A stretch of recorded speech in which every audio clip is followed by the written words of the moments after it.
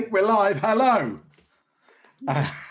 Hello. Are we live, everyone? Nod your heads. I feel like I'm on my own. Hello, everyone. Thanks for watching. This is episode 6 of the Dead of Winter campaign for Call of Cthulhu. I'm Mike Mason, and I'm joined by Lynne Hardy, who's playing Francis Ball. Jema, who's playing Georgina Sullivan. Becky, who's playing Wright. and Jayson, who's playing Maxime Elliot. Excellent. Right, so you joined us today, and we're going to have a little recap of what happened last time. And I think, Jayson, you're going to do that for this time. Over to you. Okay, so we basically completed our final main day in Leningrad. But whilst we were looking around the what the Winter Palace was and the Palace of Art, some Secret Servicemen attempted to nick things off us and be all up in our faces and intimidating. Scrooched up some of Georgina's sketches as well, but eventually we got them to go away. We complained to Popov and Lashkin about it, and they said, actually, okay, we're going to do something about it. Later on, we then went to Gollivan's house. There were loads of papers on the floor, but in particular, there was a sketch of a nightmarish creature I've written down coming out of a lake of water. Later on, we found this rather ornate old Russian prose that had something to do with a calling of several things. And we wanted to get that translated, but also there's a place that keeps popping up called Onega Lake. We then actually found whereabouts that was later and how to get to it. But also there were a couple of other things, like John has the sign that we need to find. And we also spoke to Gollivan's son Pavel for a little while, who is also a ghost. We then went to a symphony with Oksana, which was rather dreary, yet bombastic. Then got a little bit drunk again. And then basically we went off later on to the station. We started heading off to Moscow. We picked up my friend as well, Sophia.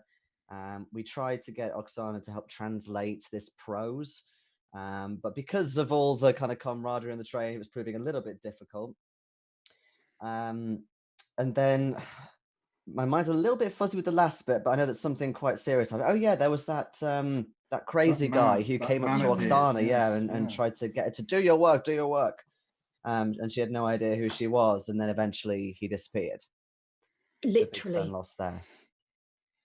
That's right. And so we join with you still on the train heading towards Moscow with still a few hours left. The translation of this strange kind of answer, as it's called, from Golovin is currently underway. I think it's Oksana is working with Eleanor down the carriage somewhere on the translation, while the rest of you are eating pies and singing songs with the various Russians on the train,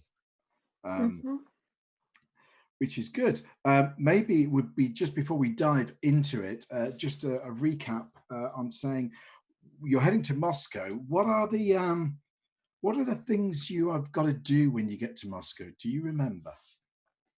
We need to surreptitiously go and see our little friend from London. Our contact at the embassy. Yes, yeah. our name is Mr. Weston. Yeah. Mr. Weston.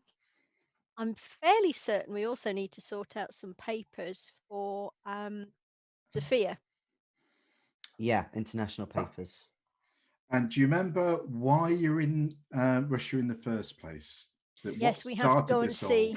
We need to go and see. Mrs. What's her face? Mrs. Palliser, Nadezhda Palliser. Yeah, that's right. Nadezhda Palliser, and we also may have to sneak away and attempt to go cross country to find this strange lake that we have ascertained is cross country and not on the tour route. Yeah, and also, it might be worth checking out the university and speaking to some kind of maths professor to find out what sort of number this John D would have had. Oh, good point. Yes. Yeah. Now, the finer details of your last chat with Mr. Golovin may be a little hazy at this point in time in your mind. So I'm going to remind you of a couple of things he said in that last kind of interview. He mentioned the number, and he mentioned that Krylov or Gottman would know the number. Oh, and Gottman's That's name is right. on the newspaper. Gottman's name is on that newspaper along with your Presumably names. with an address. We've got an address for Krylov, but not for Gottman. Gottman was by the lake. Yes, Gottman has an address on the newspaper, which is near Lake Onega, in fact. And there is also mentioned that you would need some sort of symbol. And That's what D had, wasn't it? The symbol. he mentioned it was D's symbol, but he mentioned that Krylov had the symbol on the wall in his place in Moscow and gave you an address for that. He did. Okay. Yes, hang on, I've got that written down. The thing is, we can't trust Krylov or Gottman, but if the symbol is on the wall, we could try visiting this Krylov, but isn't he the one that we think is some kind of magician? Evil wizard. Yeah. Yeah, evil cultist wizard, yes. You have heard that there are rumours about him from Golovin. He was the way one he that had talks. signed our travel papers, wasn't he? Yeah. He was. Yes. Yeah. Yes. So I mean, you know, Golovin's madder than a box of frogs, but that doesn't necessarily mean he's wrong, considering He's all the weird things we've seen. harmless. It's true. No, I definitely believe everything at the moment. So, but I'm not comfortable with announcing ourselves at Krylov's place. Really, no. I think that would be a very bad idea. Well, could- I get. Could we sneak in? To an evil magician's lair. Think All he right, might let me know who we rephrase that. Could Francis sneak in? are. He's a big lad, you know, and his stealth is not his strong point. Well, I mean, there's always this. I mean, I know it's a crazy idea, but once you get to Moscow, if you check out where the address is, there may be answers in terms of thinking of formulating a plan of how you get inside or what This the is true. situation is. Let's wait till we're in Moscow and then we can formulate Yeah, a let's have plan. the exposition first, and then we'll know. Okay. I mean, Moscow must have urchins we can subvert to the cause of illegal action. So the translation is going well between Oksana and Eleanor, and you have got a bit done already. You haven't quite got everything done, but I am going to read you the first bit you've got done. Which, Eleanor, it's up to you whether you want to share this with everyone else at a point when you have a break. But what you've got so far is a book is a mirror. If an ass peers into it, you cannot expect an apostle to look out. We must always remember Chukchi and Ultor and Karek are unwritten languages.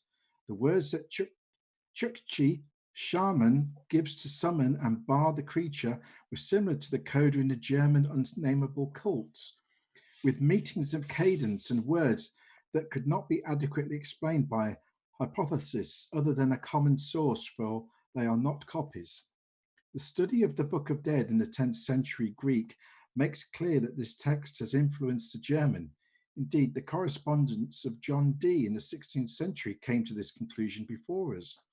And there is a danger that a taint can develop in this way. Poor translation and meaning slipped away. One brick is put on another brick that is not stable. So the benefit of our shaman is his very illiteracy. This removes that instability of knowledge consumed secondhand and leaves only that from another or that he earned himself. The Chukchi travelled to the heart of the country before the middle of the 18th century and informed the Komi texts, and those pure texts can be first corrected for the known 3rd, 4th, and 7th phrases by Dee's correspondence, then completed in the 1st, 2nd, and 5th and 6th phrases by the Greek, and again in the 3rd and 5th by the German. As I say, it's not quite making much sense at the minute, but you're getting there. I had a lecturer at St. Martin's that talked a bit like that, and he didn't make much sense either. while this is going on, you've got about you've been traveling for about 8 hours so far. You're due in Moscow in the morning, about 7 or 8 a.m. I think. And as I say, you're continuing this, but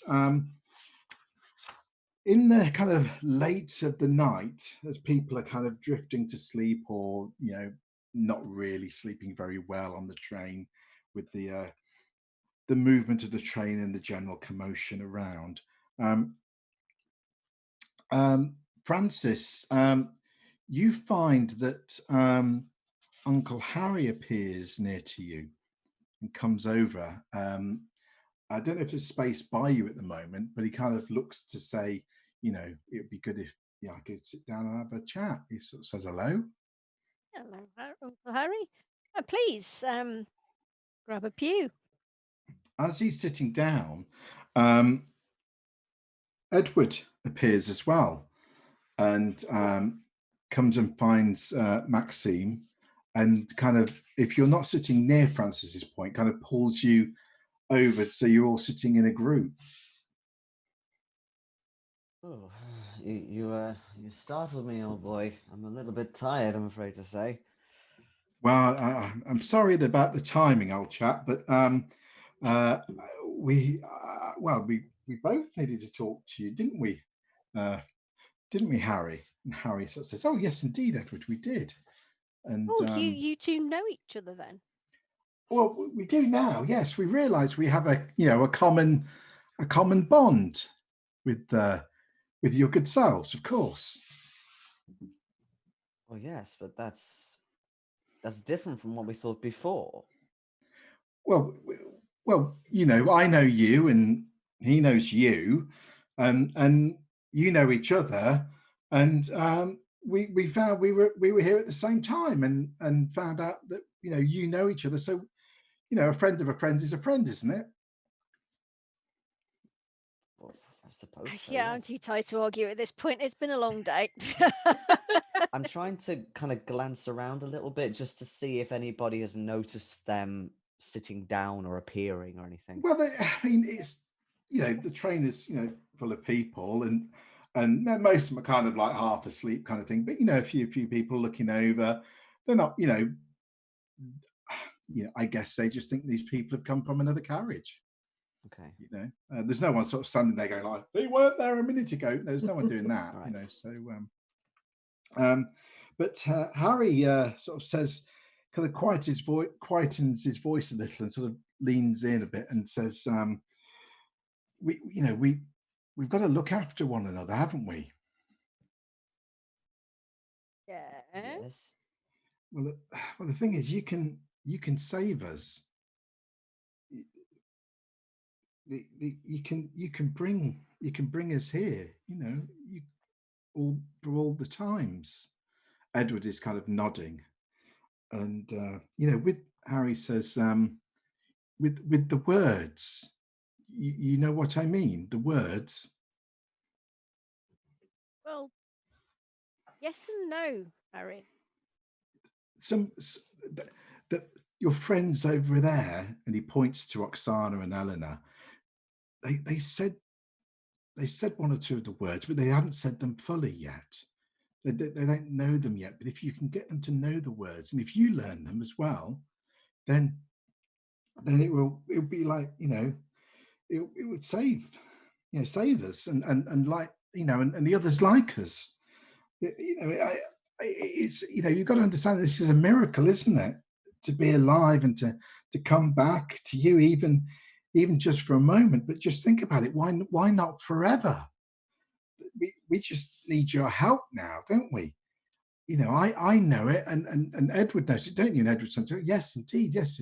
If you just call him, then it will call us. Do you see?" Harry, All was too it? clearly. Yes, this is my Uncle Harry. Maxime, this is my late Uncle Harry. Right. Pleased to meet you, young man. Pleasure. And this is my friend Edward from university. I'll shake Edward's hand. Well, I'll offer my hand to Edward to shake. Yeah, he shakes. Yeah. Edward says, Harry is right. You know, I'm sure it's the right thing to do. We can't hold here for any length of time. And you know, I'm feeling the pull now, aren't you, Harry? Harry sort of just grunts, nods. And but as my friend here says, if you say the words, you can call him, and that will call us. And they kind of look at you, kind of without saying any more, and then they just disappear. Okay. Damn. Yeah, Oh. this is such a bad idea. It's all right, Harry, talking about miracles. But So this isn't Maxime, the way it's supposed to work. could I have a sanity roll from you, please? Oh wow, yeah. Not quite a 99, but close. Yeah, that's fine. Okay, so you lose your last sanity point before you become immune for the time being. Okay. And so there's a as you know, Edward disappears in front of your eyes. Literally, there is a kind of a gasp of which from you, which causes some people in the carriage to stir and heard something, but they kind of quickly go back to sleep as you kind of calm yourself down. And there you are. Time. Damn it! I was going to explain, and they've obviously been ruminating about, fantasizing about things and how it's all going to be happy, but we all know it's not. Yes, everybody seems terribly keen for us to bring all the dead back. Now, Well, Robert told me that he thought that it didn't feel right.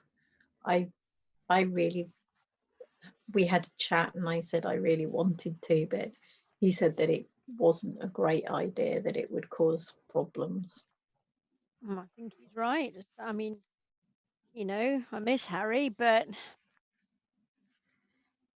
that's not how any of this is supposed to work. You die, you wait for Judgment Day. Well, those of us who are left do anyway.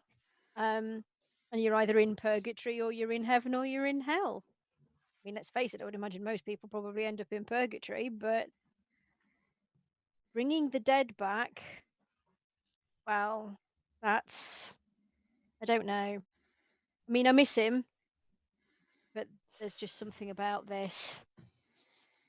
Well, it's a little bit different for Edward. I know exactly why he wants to come back. He took his own life by choice. Mm-hmm. He was driven to take it when he shouldn't have done.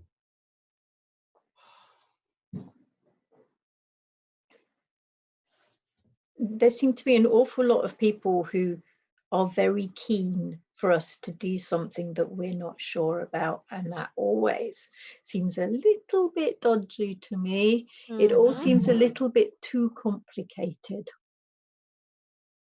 I think the only one of us who really thinks that this is an incredibly good idea is Miss Wright, unfortunately. Well, understandably, I did too, until Robert told me that he really didn't want it to happen. And, it will affect him more, much as I miss him. I do think that we can't really make any decisions until we have been to see Mrs. Palliser. I'm not even going to try and say the name. As you contemplate this sort of last occurrence, Eleanor and Oksana kind of finish the translation, and so I'm going to read that now, because over the last few hours on the train, no doubt you can all kind of share the information as need be. Obviously, the first part I've already read to you, and I'm sure that's crystal clear, and you've got that in your heads now. So I'm just going to go on to the second part. And so, deeper than the stars lies Huber. Older than the stars is Huber. Becomes in the Paleo-Siberian language. Deeper still, past the stars, Huber lies, older still, past the stars is Huber. The language must resonate. This is what Dee's poet told him. I do not have the ear of that poet, but I know the language. I've spoken this, and even not in the place and without the ritual, and at the right time when this needs to be said, I can still feel the power push through. I can feel the creature think to test its bounds.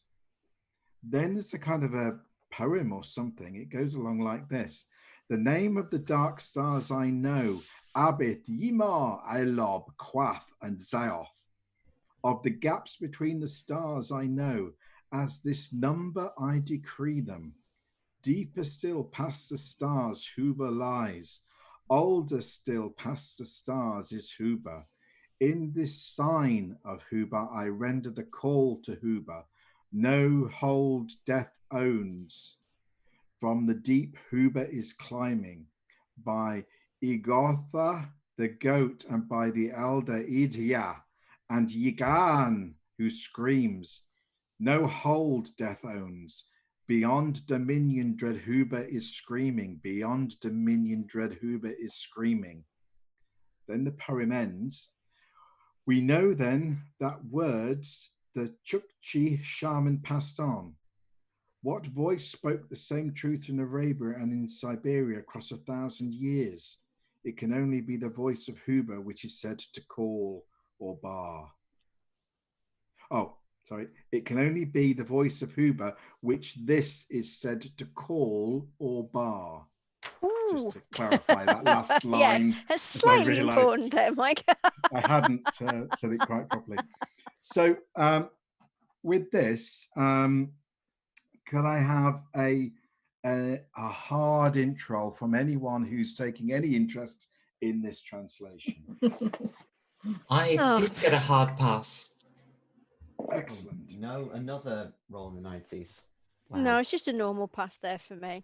I have a hard pass too. Okay.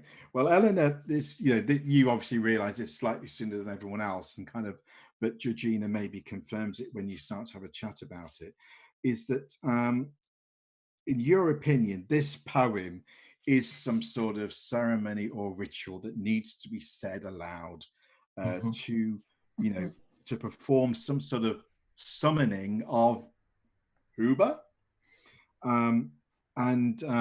Obviously, from what you understand, it needs to be spoken, and but it does say with this number, and presumably that's the number Gottman mentioned, and with this sign, which is obviously the other aspect that Gottman mentioned, Golovin mentioned, sorry. Which are obviously required to complete, yes, and enact it. Didn't it mention there as well a time and place? Yes, it said a specific. There had to be a specific time and place. It said. It basically says, "I have spoken this, and even not in the place and without the ritual, and at the right time when this needs to be said." See, it was all lovely and poetic and great until it started talking about screaming. Yes. Then it sort of put me off a little bit. Yes, to be honest. Screaming's never good. Now, it's all a matter of context, though, isn't it? Because what if death is not natural? And it's because Huber isn't here that it is happening. And what is natural about 8 million people dying in the Great War? Well, indeed. Explain to me how that's a natural process, because I don't think you can. There was certainly a lot of screaming. And we'll get rid of that screaming by undoing this death that shouldn't be here in the world. Who's going to tell her?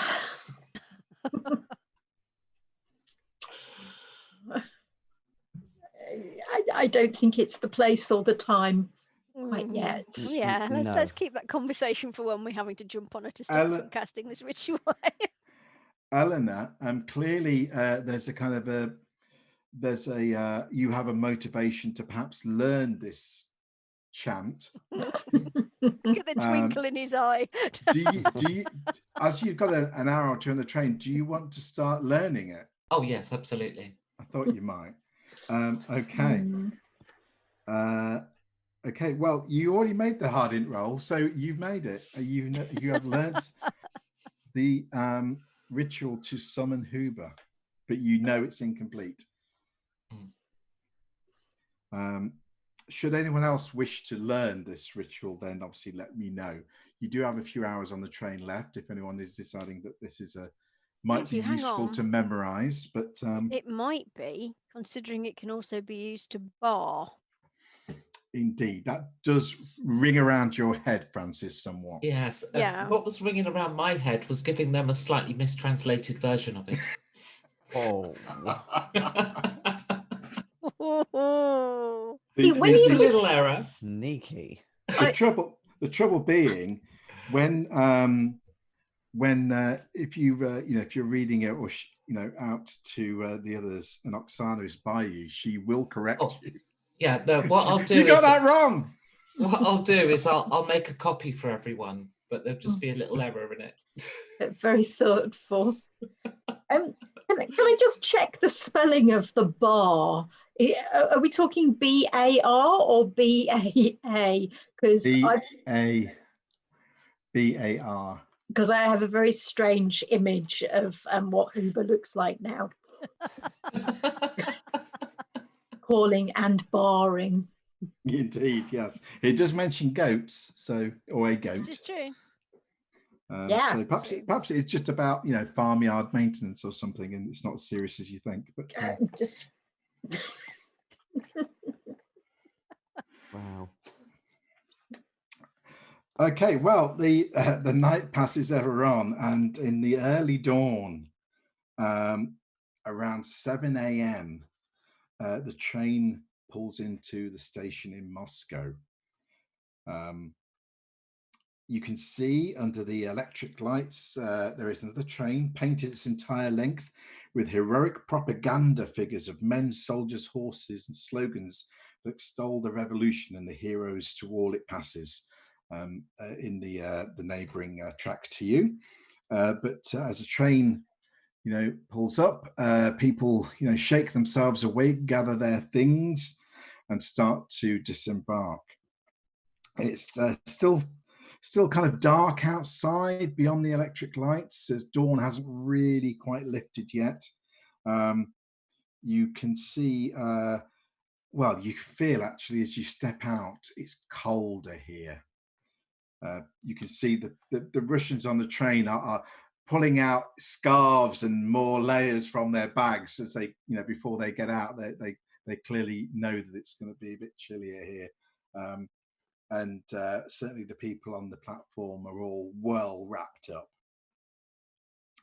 You as you are kind of gathering your things on the platform, Popov and Laskin, appear to corral everyone together, and they kind of ferry you all down to the front of the station to some taxis, where you are taken to the Savoy Hotel for your stay in Moscow.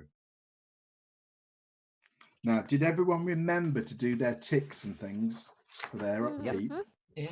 Yeah. So, okay. So we're all up to speed. Excellent. However, in those last hour or so, once you've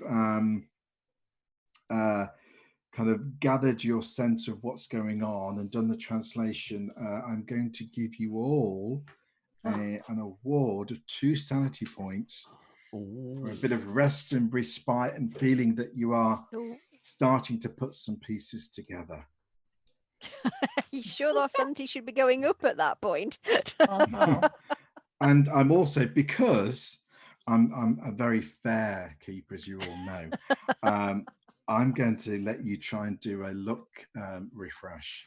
Oh, you sweetie. So this is the same, isn't it? We have to fail, don't we? I like my luck as it is. Do we all have to do it? All you've got to do is roll 100 and roll higher than your luck, and you'll get some extra luck points. Of course, that time I got a really low roll. When I roll a lot lower, that's fine. You don't lose any.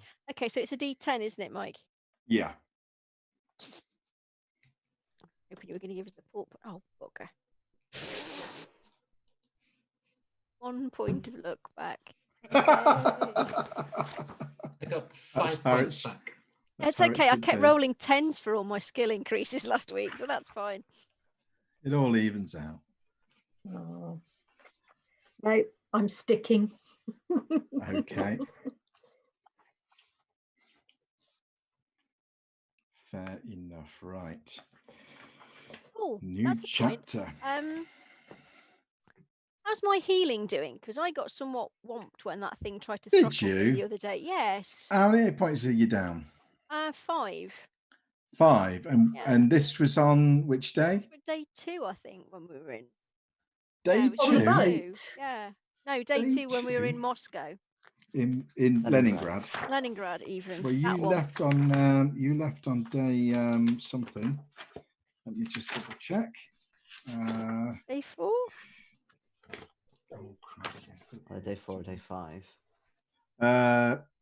Yes. So it would be you arrived on the 5th of November, which is day 10, and you arrived in Leningrad.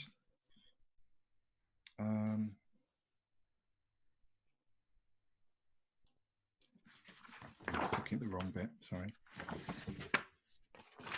You know, just as it's all about to go downhill even further from here, I'd like to know that I am at least vaguely fighting fit.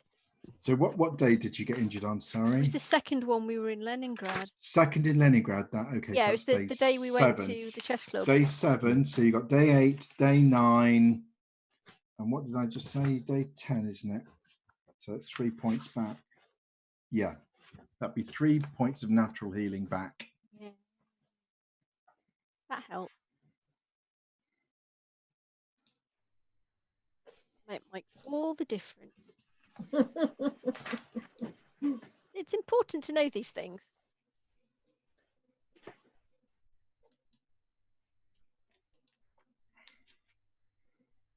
Okay, so as you are, well, probably Laskin or Popov would have been by just before you got off the train in the last half an hour, just to tell you what the Moscow day was. You know, you've got it on your itineraries, but he'll probably come along and remind you. So today you arrive at the hotel, check in, but the morning is completely free. Well, in fact, the whole day is completely free for you. The only organised event is this evening, where there's a new production of The Red Poppy by the Bolshoi Ballet at the State Theatre of Opera in Theatre Square, where you have tickets. So that's on tonight, but you have the day free. So you Wonderful. Maxime can pick up some more ballerinas. The last time I have a wife. That You really can actually doesn't see a seem little to bit of- bother the ballerinas. He's actually Oksana getting is quite bothered by clearly- this as well. Oksana is quite excited about the Bolshoi because she knows some of the company, and is very keen that you all go and that she gets a spare ticket. So Sophia is less bothered. You know, she's quite happy to hide in the hotel, but if you insist, she will go. But you probably will need to just codger a couple of tickets from, well, your choice, Laskin or Popov. We can't be in Moscow and not go see the Bolshoi Ballet. That would be dreadful. I'd like to ask Popov actually a question. So I when he comes round, I'm saying, so in Moscow, are we still so unsafe that you're going to tail us with ruffians? Not roughly. No. We want to look after your safety, and so by having the muggers follow us. So I'm just wondering if it's going to happen here as well. There will be people occasionally, just when you're out and about, just to ensure your safety from muggers. But as I say, the unfortunate incident has been dealt with, and that won't happen again. I can assure you. With all, and I'm happy to offer Mr. you Popov a discount off your holiday cost for the trouble. With all due respect, Mr. Popov, we beat up your last protectors when they tried to mug us. So I don't What think you got to worry about then? He says, I don't think laughing the caliber and turning and walking away really quickly. He just Go on. offered us a discount. Government. Meanwhile, Maybe we should have asked him for a get out of jail free card. Yeah. you check in the hotel. As you're doing that, the concierge comes over to introduce himself. Is he called Yevgeny? His name is Alexander Galetsky. He is introduced himself and says, "Welcome to Moscow, and I hope your stay at the Savoy is enjoyable and pleasurable." He then leans in a little and says, I presume you are wishing to be free to see the real Moscow, eh?" As he puts his hands in his pockets and waits for an answer. I swear they must all Slip him know some each British other. currency. Smile enthusiastically. Yes. He said, "Well, that is most kind of you. I am at your service. Should you require anything, please don't hesitate to contact me, and I will do my best to ensure that you're free to do as you please in Moscow." Thank you. That would be most appreciated. I think Yevgeny called ahead. That's what I'm thinking as well. The hotel is well appointed. It's a recently modern refit. The rooms all have a telephone and a wall safe, and every 2 suites share a bathroom. The restaurant is high-ceilinged, painted in white and gold, with irregularly shaped mirrors reflecting the light from chandeliers, which provide a myriad of sparkling images around the room. There's a little thing written in English about meals, and apparently the hotel's specialty is soldier's beef, which I'm sure Alexander will explain to you is a tureen of braised meat and root vegetables, honouring the old German restaurants that stood here and gave birth to the hotel itself. Oh, and stew. the evening performances in the hotel, you'll be overjoyed to hear, are performed by the Moscow Boys Jazz Band. Oh God. Oh, a bit of modern music. Oh, that sounds a little more, vibrant. Lovely. A bit more light-hearted, I'm sure. So by the time you've had a bit of kind of breakfast and sorted your rooms out, it's around 9 o'clock in the morning. You can choose to go to sleep. I mean, you've had a bit of rest, but you may want some more. It's up to you. Or you have a free day to do what you will. Okay, so who do we want to go see first?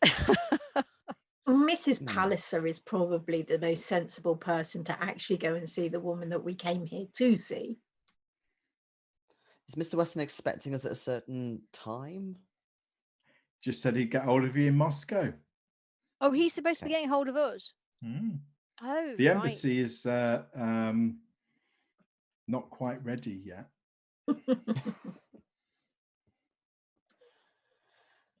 How tired is everyone? Well, shall we have a quiet morning, get our strength up, have some lunch, and then go and find Mrs. Palliser? Why not head to the road straight away before the Secret Service in this location know our faces?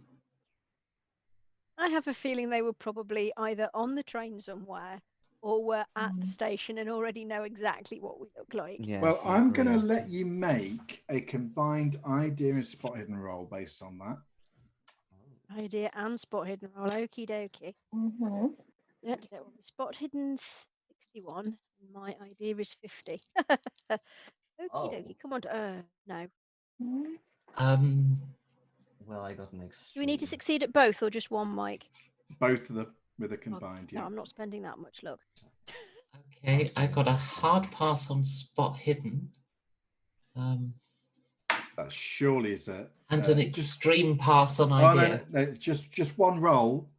One Oh, roll. Okay. And how does it relate to both of those skills? So on your well, it's hard and extreme because I rolled quite Yeah. similar actually. I was going to say, it sounds like you would have or passed. If you're on a hard spot, and you're bound to have passed your int, surely. Both extreme for me.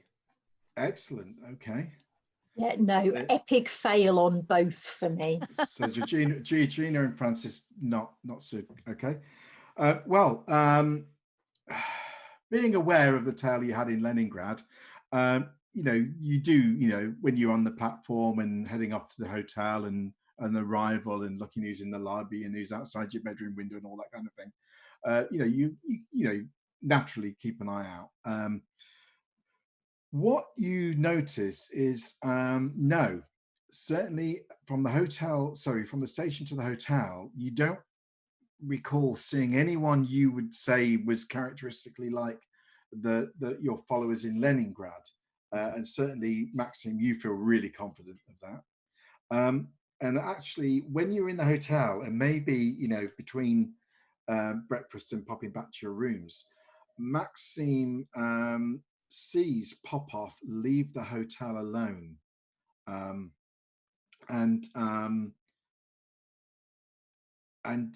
you think, oh, he's gone out of the way. And then you see Eleanor, you see Laskin leave the hotel as well, looking like he's chasing after Popoff to catch up rather than to hold him up. So you feel at this point in time, neither of them are in the hotel, and there's nobody in the lobby that you swear on is a Russian agent. They all look like tourists or hotel staff, in other words. Come on, let's make a break for it. Yes, I think that's a very sensible idea, actually. Okay. Okay. I'll drink lots of coffee. It's fine. You down some coffees. Are you saying anything to I've forgotten his name. Alexander. Alexander. No, not yet. Okay, you're just going out, yeah? Yeah. Okay, so you have an address because it's written on your letters of the Utilità France, and with your map of Moscow that at least one of you has, you realize this is probably maybe a half-hour walk from the hotel. So Well, up to 12 hours on a train. Yeah, so I mean, it's a half-hour walk. It looks like you might be able to get a tram if you want it quicker, but your option really. Let's go on a tram. That looks exciting. That sounds fun, actually. Yes. Well, I suppose we could walk to the tram. We can have a little tour. Okay. Well, with your passable Russian and Maxime's help, you can certainly find the right way to the right side of the tram stop, and it's basically a 15-minute ride on the tram through Moscow, which is interesting, as you say, because you get to see a bit of the city, and your impression, first impression of Moscow is a city of juxtaposition. There are new buildings, modern, grey, and functionally impressive, which are built or going up in the centre of the city, and as you travel towards the outskirts, some look like kind of government administration buildings with a very kind of industrial sort of style, massive structures of glass and concrete. But there are other kind of impressive residential buildings that seem to be being built.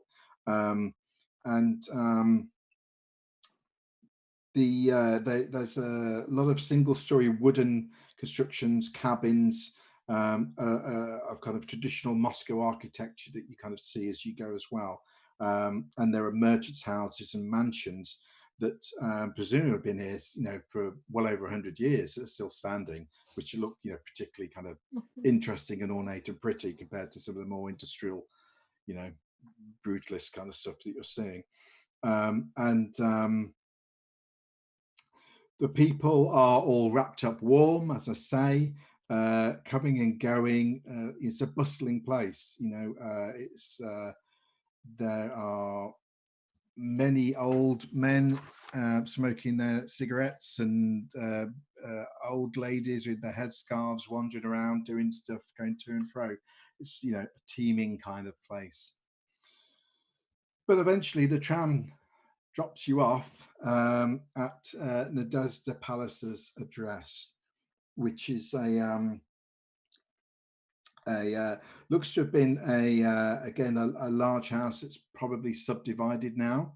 It looks to be about 8 floors high, and there is no one out front. There's no one sitting outside. It's too cold. It's pretty empty, but there are people in the street milling around, coming to and fro. But it's just a straightforward kind of house with a main door. How do you want to approach this?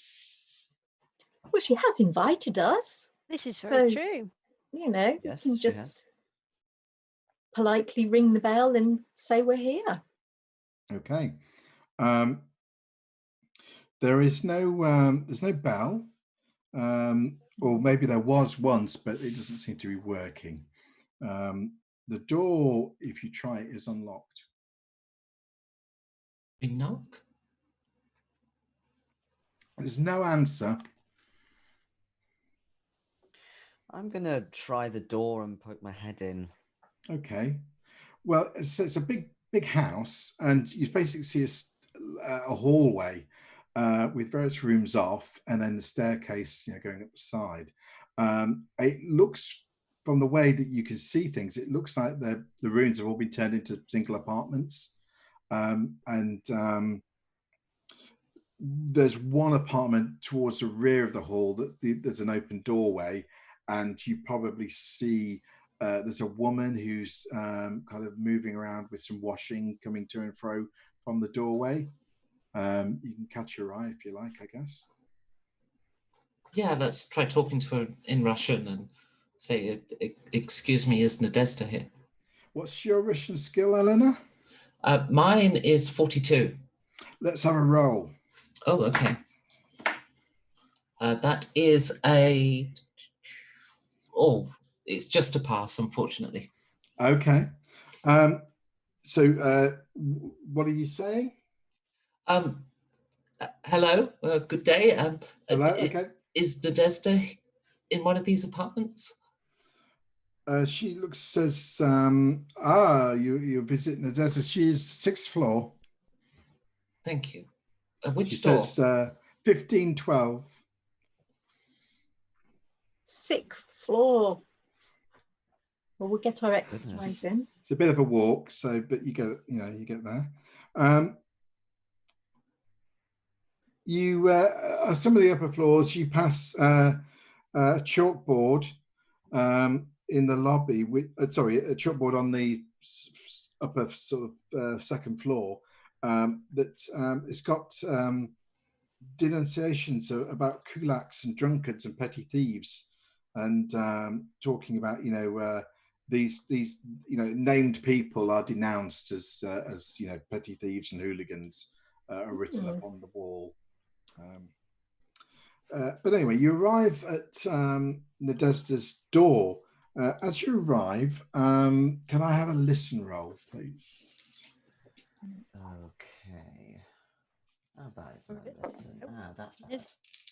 Oh, my dice don't like me tonight. That would be no. I hear nothing. Yes, that was a good pass for me. Okay. So anyway, as I was saying, I think the decor around here is quite inspiring. Oh, sorry. Don't forget to have a tick Georgina on your listen. Okay, so you just catch what seems to be like a one-sided conversation just coming from behind the door. Maybe a telephone call or something that the Nadezhda is taking. You can hear a woman's voice, but it's hard to tell. But your impression is that it's pleading and apologizing for something. Okay, I'm just going to stop, kind of do a stop to the rest of them to stop them just kind of barging ahead and sort of, kind of wait until it sounds like she's finished the conversation and hung up. Okay. couple of minutes go by. It's hard, so you can't really hear what's being said, but you occasionally hear the word sorry in Russian, which you probably recognize. But all the rest sort of trails away. After a minute or two, it kind of seems to go quiet again, or at least fades away enough that it seems to have stopped. All right. I'll knock on the door then in a nice British rat-a-tat sort of way. Okay. The door opens, shortly thereafter, and you see a woman about 5'6", slim, with a very strong face, with high cheekbones, bright eyes, but the face is lined with, well, you would say more worry than age, in terms of its a weathered kind of look of a life of troubles, perhaps. But it's smiling to a degree, and the woman, presumably Nazda, greets you in Russian with a Russian hello. How can I help you? Why are you calling on me? I shall answer in Russian. Let's have a Russian roll. Okay, my Russian is actually 50, so it's not bad. Oh yes, okay. a good pass on that too. Okay. Okay. So you say? So I'm going to say good day to you, Mrs. Palliser. We are the party from England whom you invited to call upon you, and I shall introduce everyone: Mr. Francis Ball, Eleanor Wright, and Mr. Maxime Elliot, and I am Georgina Sullivan. You please come inside. She says in Russian, and then she sort of says in slightly broken English, I speak some English, if that helps. I shall say thank you. We can cobble together understanding, I'm sure. Yeah, she kind of like hesitates a little bit, but then she sort of shows you in, and you can see that maybe she already was, but certainly you're now seeing it much more clearly that she seems quite tense. But maybe whether that's you or who she was apologizing to is difficult to say. The room has a chair, tables, cooker, and a sink, and the only other door in here is presumably to the bedroom, which is closed. You've passed communal kind of bathrooms as you've gone up the stairs, so presumably there's no kind of internal bathroom here. There are only 3 chairs, and but there is a chest against one wall that she kind of brushes off with dust, and bids you all to sort of take a pew.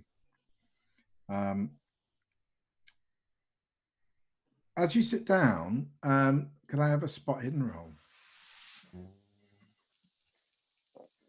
You improve spot hidden. Come on, dice. Be good. Oh, do you know what? Oh, I think I will yes, that's a spend pass. some Just a normal pass.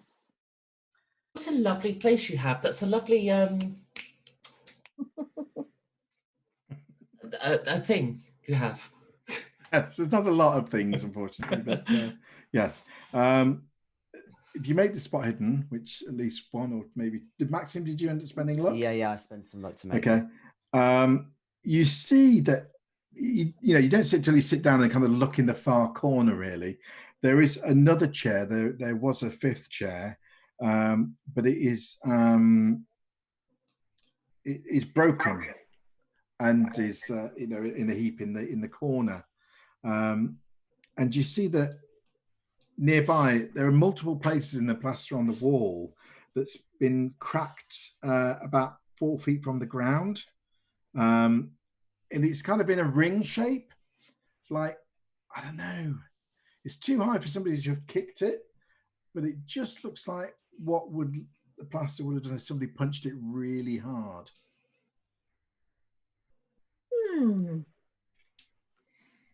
That's ominous. She insists on making you some coffee, and starts bringing around, some mismatched mugs, strong black coffee, and she kind of appears with some bread and butter and cheese, and a single square of very dark looking chocolate for each of you.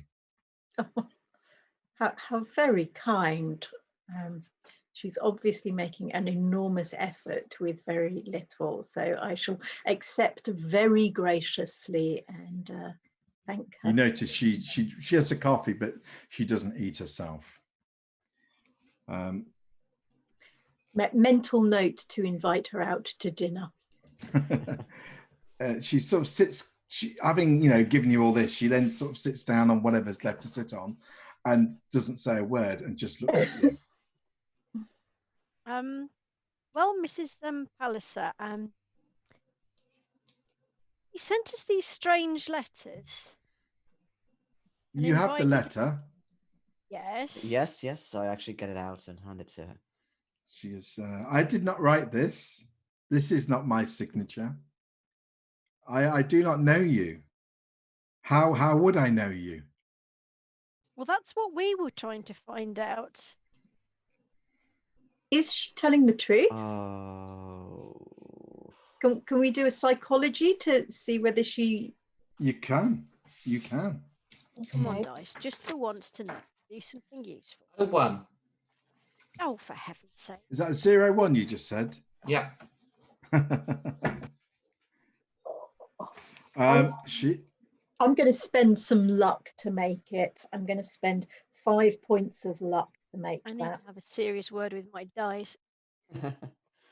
Okay, so Eleanor and Georgina made it, yeah. So your impression is that she is 100% genuine in what she's saying. She's obviously very welcoming and friendly, but hasn't a clue who you are or what this letter is, But because she's certain she didn't write it. your husband, where is he at the moment? Could he have sent the letter? John, you mean Yeah. my husband John? Yes. Yes. He's in Corellia, Lake Onega. Okay, so that much is true then. You do have a husband called John who's in Lake Onega. He's English. English Yes. man. He left on the 6th of June. I told the OGPU who came here he was working there. You are not with them, yes? You're English? No, we're not with the OGBU. When did they come and visit? The man came here 2nd of November. I don't have his name. He had men outside with him. What's the date on the letter? The date on the letter is it's a good point. Let me see if I can find it way back at the beginning. Okay. October. If it's the You 2nd of received November, that was just you received it on the 10th of October. Okay. And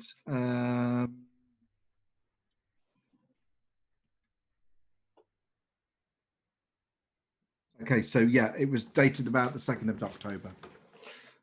Okay, so they were reacting to the letter when they turned up as well. That's a long time after that. It's almost a month after. Hmm.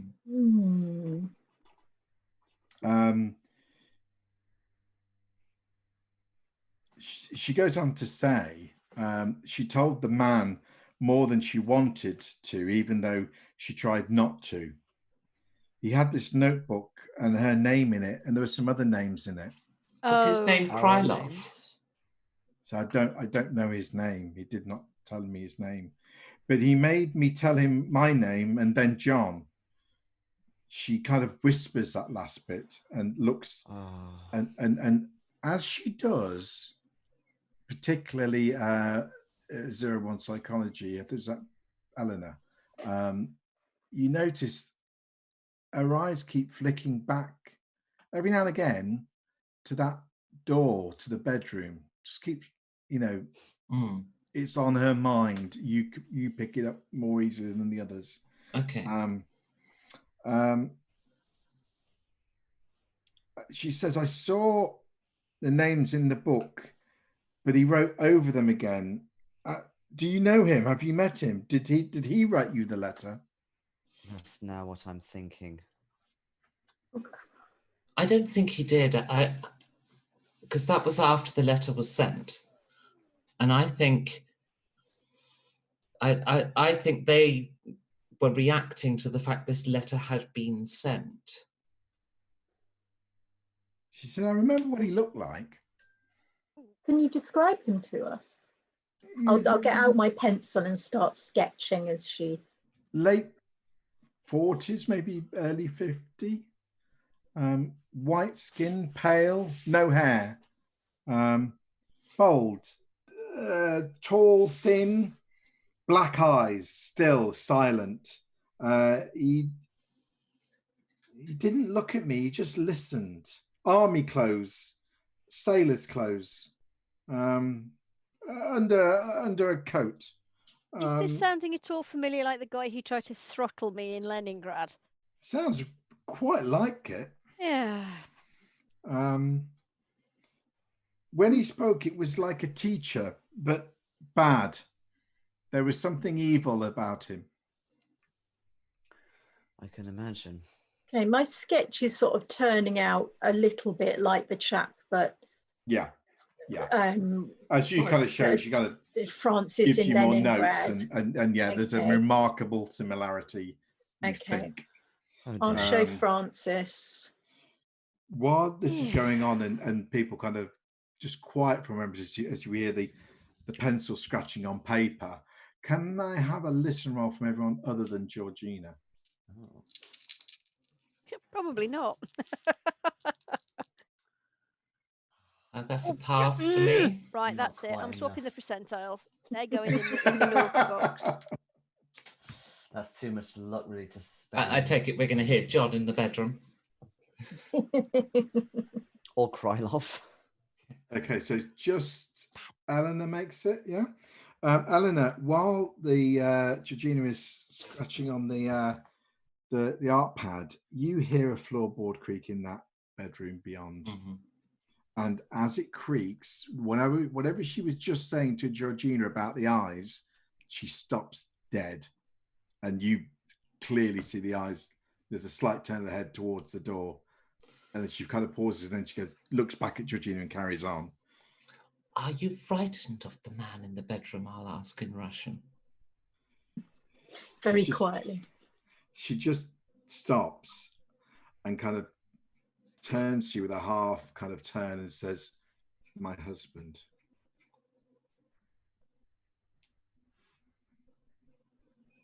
He's Okay. dead, isn't he? She says, she pauses and she kind of like, it sinks in, and she says, Sevalod. Sevalod. My husband. Your other husband. She just sort of, my first husband. Who is dead? Oh, When is he dead? did he die? I'm just going to sort of Yeah. mouth it more than anything else in a sort of, when did he die? Literally, as you say, when did he die?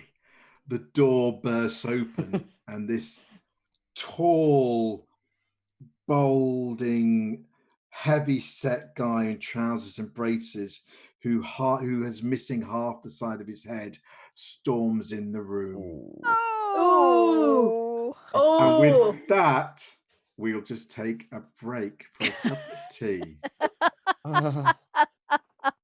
So we'll be back in 5 or so minutes. Go and have a cup of tea and a break, everyone, and even a biscuit. Why don't you treat yourself? See you in a minute.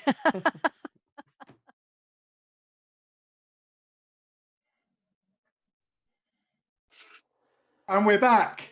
And okay, refreshed with tea and biscuits.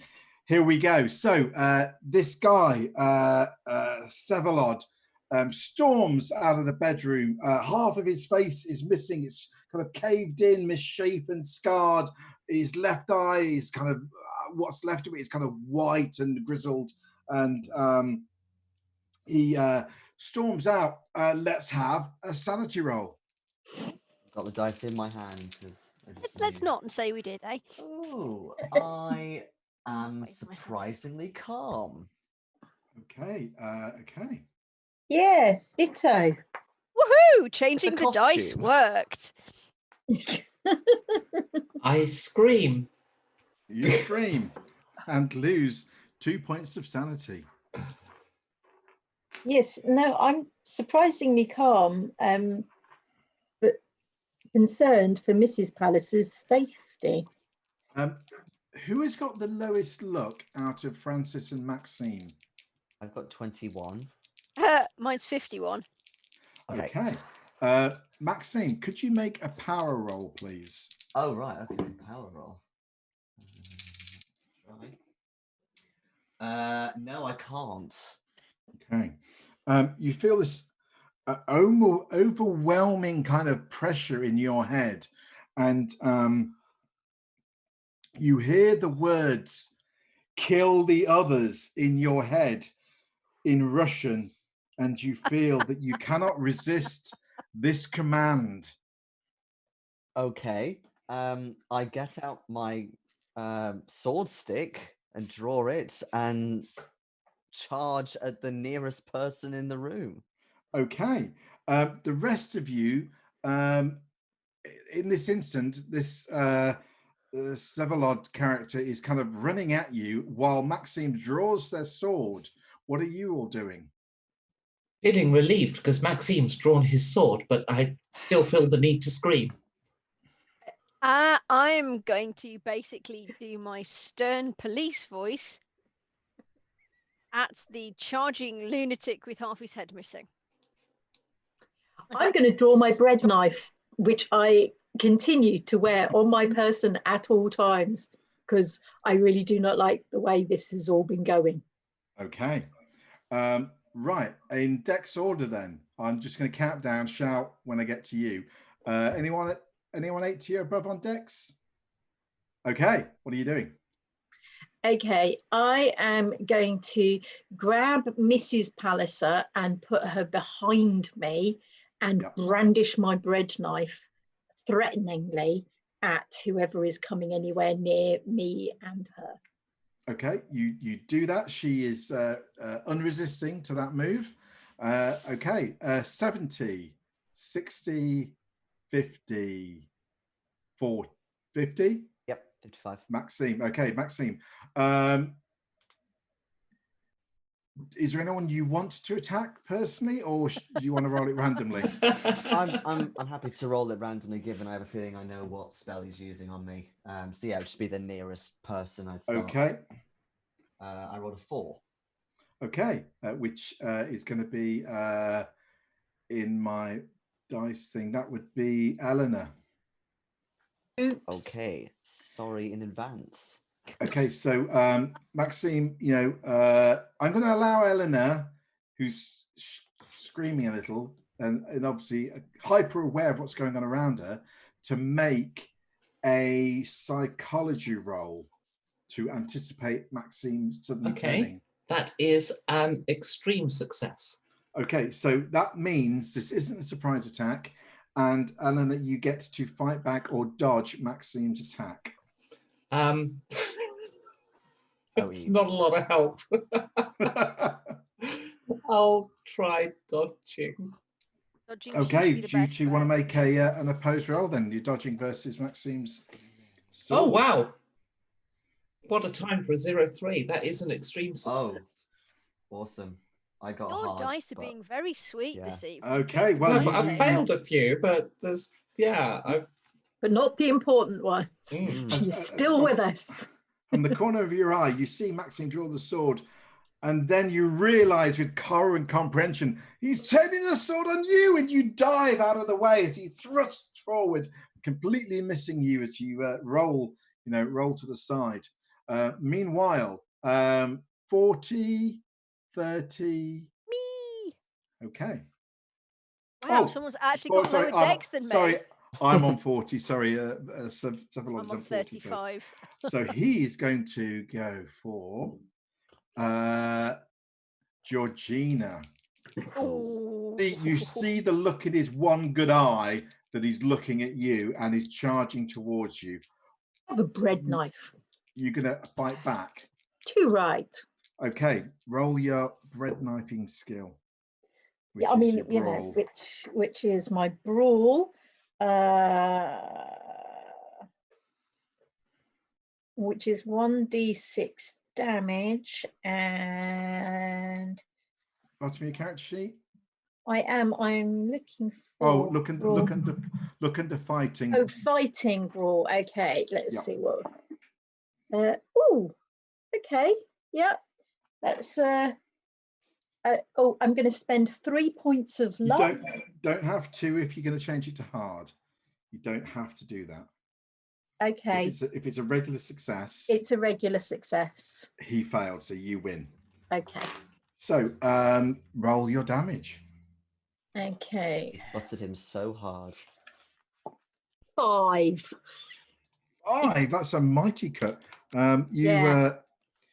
It comes for you with Entirely his accidental. hands as you cut through and like slice through into his upper arm, and but it doesn't seem to feel the pain, unfortunately, and continues on. Francis, giving you an opportunity here, perhaps. And how dare he go after the ladies?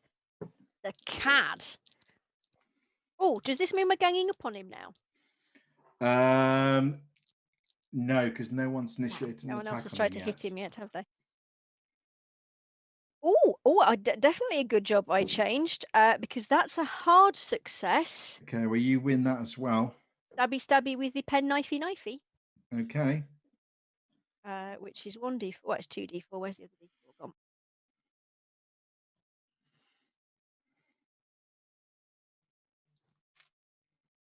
That would be for 4 points of damage.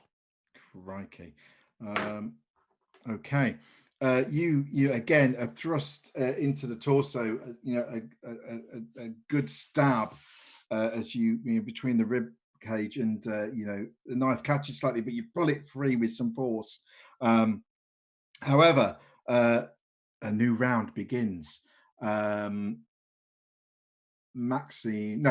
you're first, aren't you? No, someone was before me. Georgina, wasn't it? I was. Oh, sorry, was Georgina. first. Yeah, sorry. Yeah. Okay. Okay. Georgina, what do you want to do? How close to the door am I? You're kind of in the middle of the room. I mean, you could try and make a move away. I mean, he is kind of right in front of you, so he may still get an attack on you this round, but you could try and be very defensive and back away. I'm just wondering if discretion is the better part of valor at this point, if he doesn't seem to be in any way flinching, and Maxime has just had a go at Eleanor. I'm going to try and kind of push Mrs. Palliser behind me and get to the door, I think, at this point, rather than attacking. Okay, so you back away. Okay, so I'm just going to say if he attacks you, you can only dodge. Okay. Maxime, you are next, aren't you? I believe so, yeah. Yeah, okay. You can make another opposed power roll. See whether you're still under the influence. Yeah. Hopefully not. Yes, I break 3. Is that a regular success or a hard? Yeah, beg pardon, it's a regular success. So regular success. I made a hard success. Oh. So you could use luck. I could, couldn't I? It's only 6. Yeah, I'm gonna spend the luck. Okay, you need a better level of success than him, and he made a hard. I was supposed to go all the way down to extreme. Yeah. That's why that's might be a not lot gonna of luck. happen. Okay, Oh, so this round you are still compelled to continue fighting. Now you don't necessarily have to attack the same person because you are wildly attacking anyone. Yeah. So again, you can roll randomly if you wish. I rolled another 4. I'm so sorry, Eleanor. Okay. I'm persisting on you for some reason. Okay, so again, Eleanor, are you dodging or fighting back? No, I'm not fighting back. Okay. No. Okay. I wildly miss you. I don't think it matters. Huge fail. I critical failed. I've gone to the other extreme. Okay, I didn't do it quite as badly as that. You did quite okay, but Eleanor, I think what happens is while Maxime doesn't kind of get you a good blow, perhaps you with a critical fail. I think this is probably a glancing blow. So to a Trip point over of a damage. chair and into his Yeah, sword. a point of damage either way. Yeah, as you Okay. fumble yourself around. I'd like to start trying to mumble the words if I can. Oh God! Oh, not that I can really stop you, but you can. Because I think what we need is some help, and I'm hoping a soldier comes. And therefore, Hubor, the dark god of empty voidness. Are you, is when the you say one mumbling the words, are you just Well, I'm trying whispering to say out? them, but I'm trying to dodge more. So, Okay. Can I have a Oh God! can I have a Got power roll from you then, Eleanor? really tense. I'm going to use 3 luck and turn that into a pass, if I may. Okay.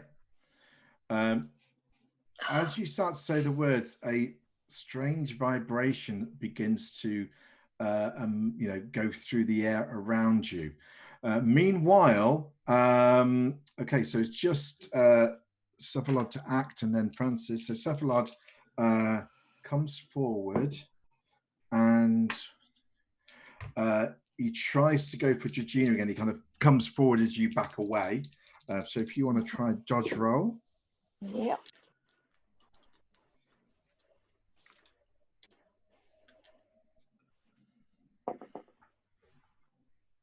I'm going to spend 3 luck to pass that. Okay. If that you change that to a regular success, then you equal his, and you successfully dodged the attack, leaving Francis again to come in at the end. I'm sorry, but I'm having none of this. He's still going after the ladies. This is just disgraceful behaviour. Although, my God, she's chanting. No, he's the immediate danger. I'm going to have to just try and. Oh, yes, that's bang on. That's a normal success. Okay, I fail. That is 3 damage. Okay. You pound him with your knife again, probably a couple of times in quick succession, into the torso again. Anyone else, you from your experience would be down by now. You're well aware, but you know in your head you can think, how much more can this man take? You know, he should be going down. There, you see the guy, and he kind of shape seems to kind of twist and distort slightly as Eleanor is saying these words, and he kind of almost flickers in and out of existence for a second, but he's still there, almost as if he's fighting the words, perhaps. And it's technically a new round, so Georgina, you're back to the door now with Nadezhda. Yeah, I want to get Nadezhda out of the room. This round with Francis kind of coming in, Francis is probably now between you and Cephalod, and you can kind of back out open the door and back out the door kind of thing. Presumably leaving the door open, or are you shutting it? I'm going to leave the door open because I also am concerned about the others. Even though Maxime appears to have gone mad, could I shout? See, the things I would throw Becky, I would throw Eleanor my knife, but I don't think she'd actually use it. I think she'd drop it and carry on chanting. So I'm just going to try and keep Nadezhda safe for the moment. I think that's all I can do. So okay, that's fine.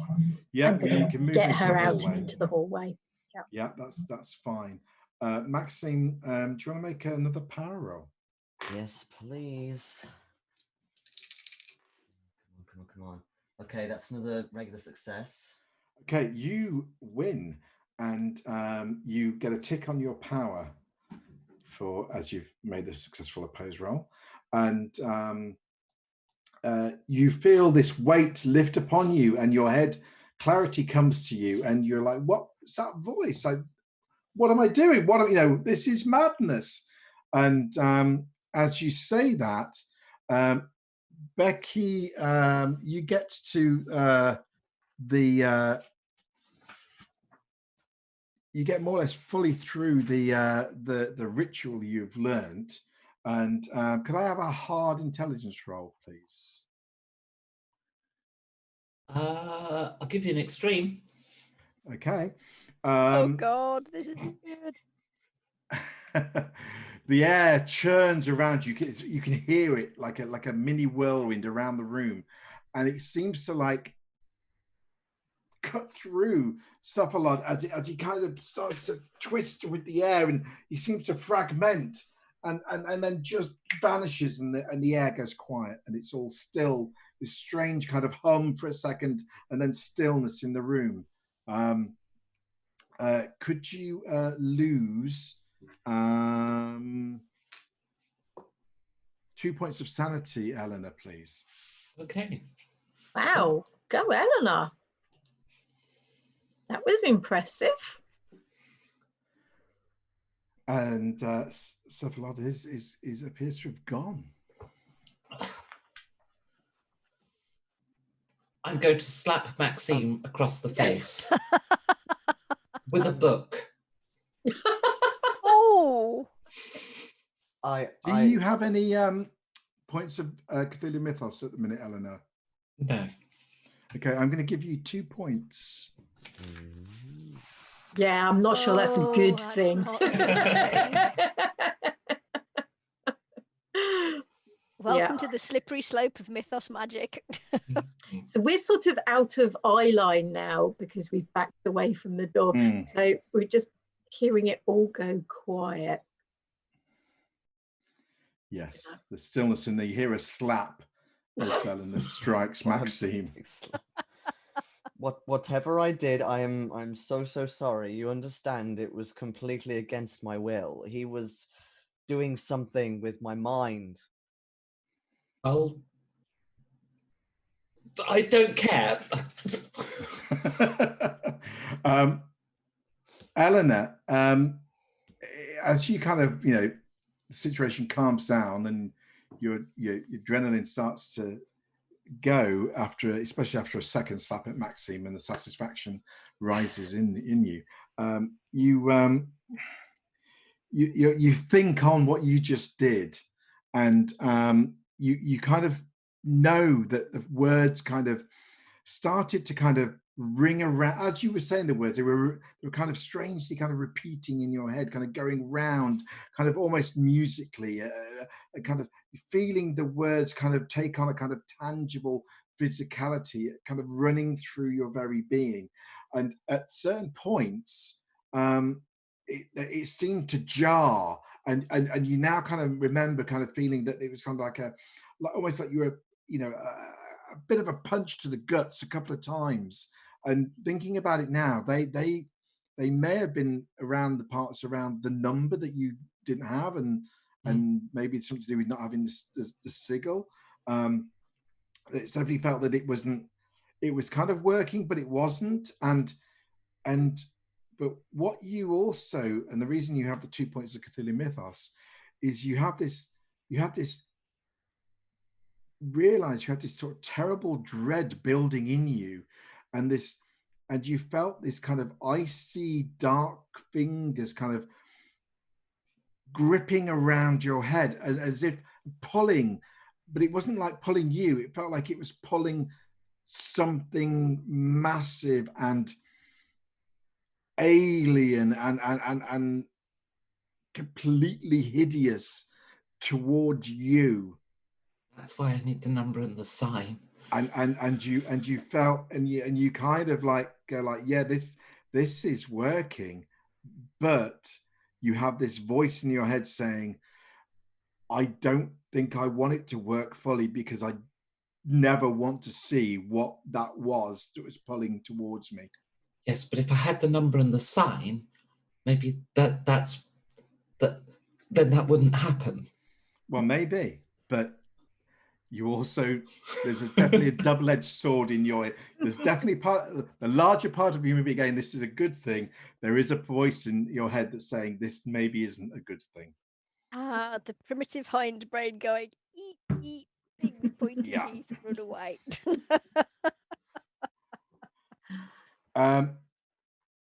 Nadezhda says, is he gone?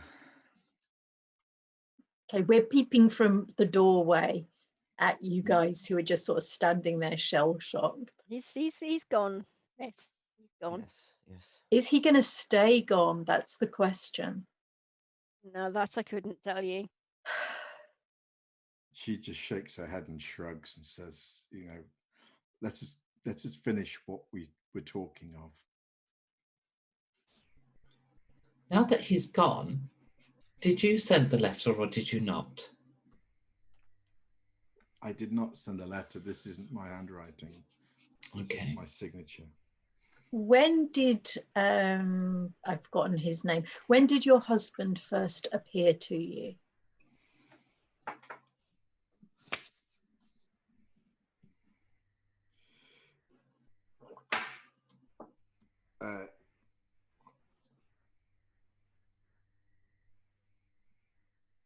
He died. He died in an accident at work 5 years ago. He's buried in the cemetery, but he came here not long after that man came. Oh, so recent. That's a lot more recent than ours. Right. Yes. No, I thought that they were playing catch up because the date was after, but Golovin got the notepad, brought it back in time. So actually, it will have been Krylov that sent for us. But She just why? says, she shakes her head and she just said it was not a good marriage, but he was my husband. He's been here day and night, in some parts of the day, for some time. Oh, you're so lucky. No. The man's obviously a psychopath, so no. Well, I didn't mean it like that. I mean, but obviously something is getting thinner or keeping him here longer or something. yet my Mark hasn't visited in the longest time. She says, you know of my husband, John? Yes. We don't know him, but what we do know of him was in these letters. And did Mr. Weston talk about him too, didn't he? And we have a gentleman in here who was supposed to contact us, who's going to be working at the embassy when it's finally set up, who seemed to know him quite well. You will see him. You will see John. Maybe. We're looking for him. I have a letter from John. It came on the 27th of October. Must you see it? Quite Please, yes. ago. If we may, it might help us. It was hand delivered by a man that my husband met at the camp, who was willing to help him, I think. Frankel, I think his name was. And she sort of searches through her sheaf of paper on the side of the desk here and finds the letter. There we go. Yeah, okay.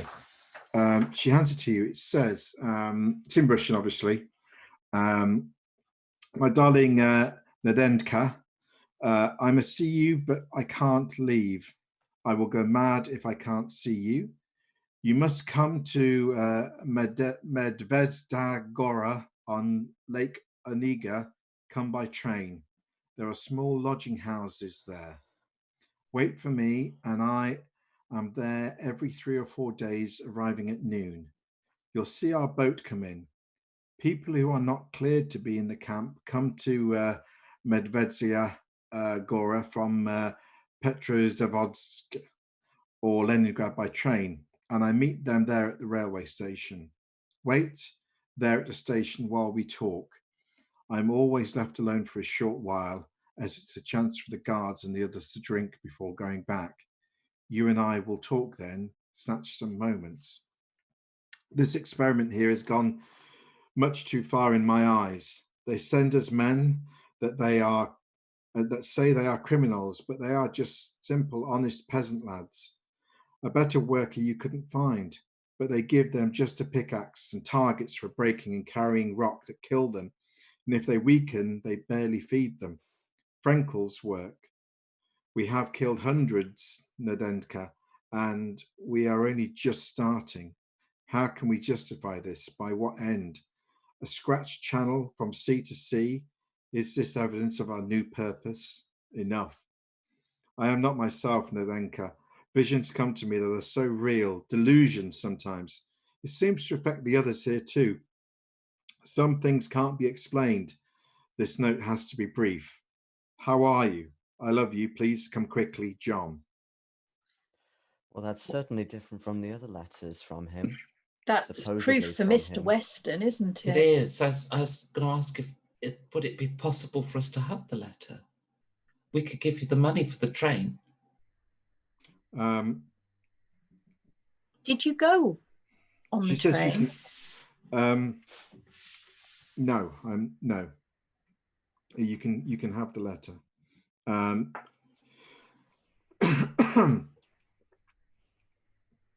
She says no. She can't. This is the furthest she's been from her house. Well, she hasn't been further from her house in the last 5 weeks, other than down the end of the road. Having her first husband here is kind of killing her. She knows she can't go because she knows Veselad will follow her. She can't bear that. I can't. 2 husbands, no, she says. Understandable. And you can see that she's clearly under a lot of stress, and the thought of Veselad intruding on her marriage with John is too much. She'd rather just not do that, so she's not going to go. Okay. But she Yes, says, stay here with a wife beater. she says, perhaps he will not come back. Perhaps you made him go away for good, and if so, I thank you. I fear it so. is just temporary. Would you come with us on the train? I'm not Same. prepared to. I'm not prepared to risk it. I will see the next few days. But you are going to see John then, yes? Yes. Would you like us to give him a letter from you? She says, I give you this. I want you to tell him to come home. I want you to promise me that you'll tell him that. And she reaches up to her neck and unfastens a small silver chain and a crucifix, and give him this, please. I have no choice. Wherever I am, he is. And she sort of gives it to Georgina.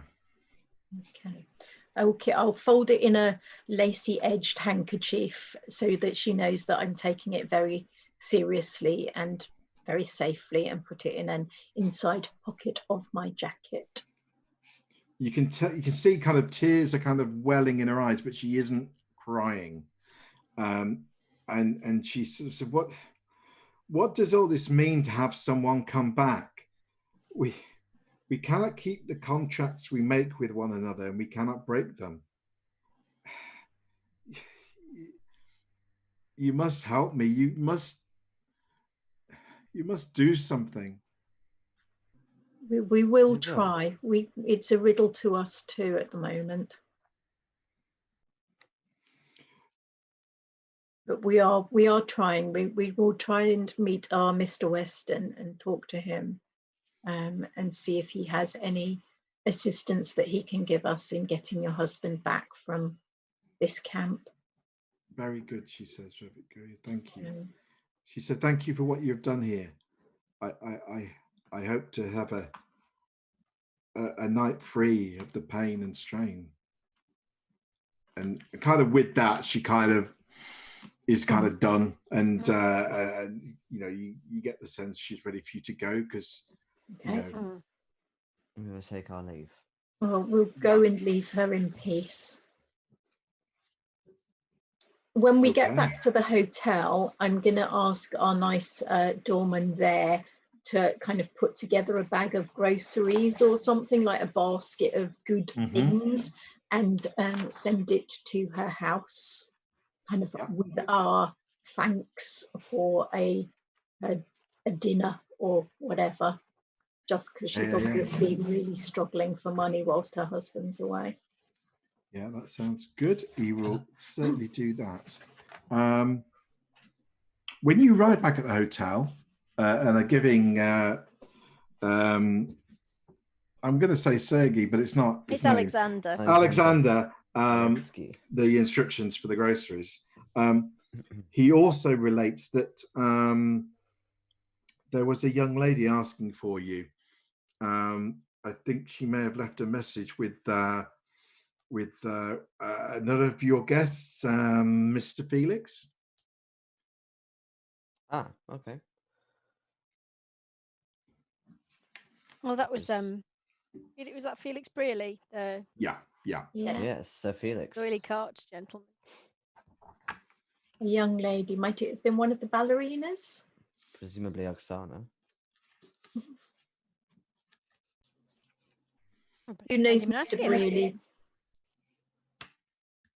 Francis, do you know Mr. Brearley best?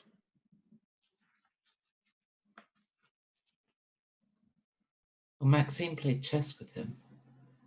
Oh, it's true. True. Yes, I think I can't remember if I bumped into him briefly, but I'm happy to Yeah, approach him. you've had at least one or two conversations with him, I guess. You can find his, ring his room or find his room and ring him, or knock on this door, whatever you want to do. Yeah, I'll go up and knock on the door. Okay.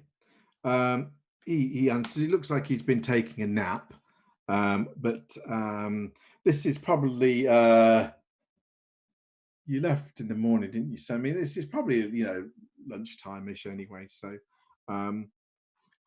he says, I had a message for you, Julia.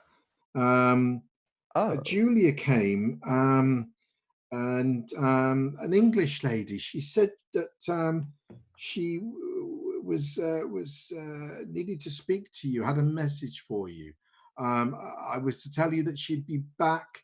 What time is it now? In about about half an hour's time. She said she'd be back in the lobby. Right.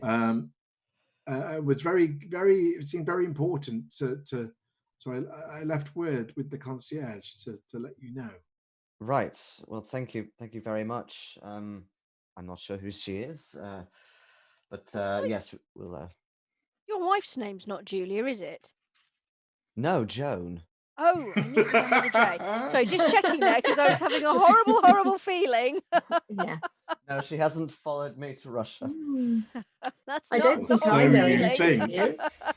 Oh yeah, well, has she? That'd be a bit awkward. But I appreciate I've disturbed you, Sir Felix. I will take my leave.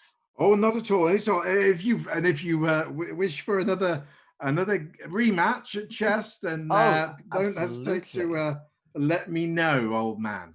Absolutely. And, I'm sure I'll see you in the bar this evening. Okay.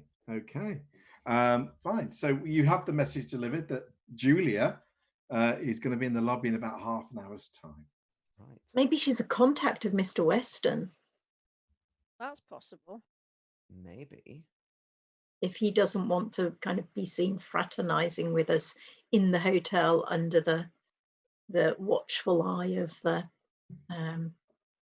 secret police. I suppose is she would be a entirely possible. little more. Well, I do want to go to interested the ballet this evening. Hmm. So shall we have kind of half an hour to freshen up and then meet in the lobby and see if this lady turns up again? I Good Yeah, idea. enjoy feel my some lunch.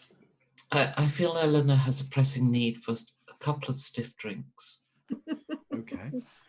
While you have a quick freshen up before you meet back in the lobby and have a drink or whatever, everyone who's not Eleanor will recall Eleanor's chanting of this ritual during the altercation, only an hour or so before. Now, Eleanor thinks she was, just saying this whispering maybe or quietly. You remember it somewhat differently. You remember her shouting the words at the top of her voice, almost screaming them with this kind of crazed look in her eye. That your very beings all told you, this is wrong. What is she doing? She's going to kill us all. But obviously, in the heat of the moment, it was slightly, diminished somewhat with your attention on other things. However, now, time to think and dwell on this. It really hits you that maybe Eleanor alone having access to this may not be the best of all things. Yeah. I think it's time to go and find Oksana and learn that the thing. spell.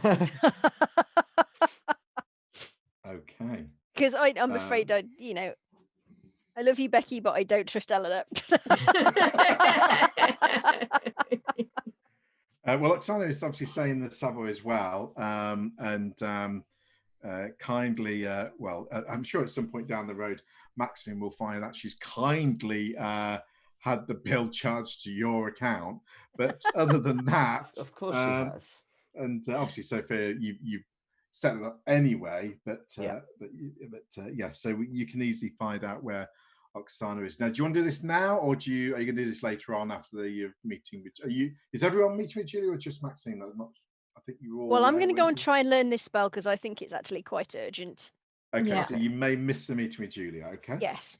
If I'd like anyone's to in the meet bar, Julia. I'd actually give them my copy of the spell without the error. But I'm currently in there alone having vodka. Neat. If offered, I'll just take the spell off her and put it somewhere safe. Okay. Just if that's what happens. That's what happens. Okay. Yeah. Fine. Because she seemed to be a Meanwhile, bit overexcitable about it all. Francis, you find Oksana, who is again sleeping because it's daytime, so it's not night. So why would you be up? She happily gives you her notes, which you can piece together most of it, and she happy to kind of fill in the blanks with you. So you have a working copy, I guess. And if you want to spend the afternoon learning it, okay, well, that's what you do. And at some point you'll make a hard intro to learn it. Well, I will attempt to make a hard intro to learn it. Whether that happens is a different thing altogether. Come on, little dice. Oh, I will spend that 2 points of luck. Okay. Meanwhile, back in the lobby, a young lady appears. Tall, kind of athletic-looking, blonde hair, quite striking, but also quite professional in her mannerisms.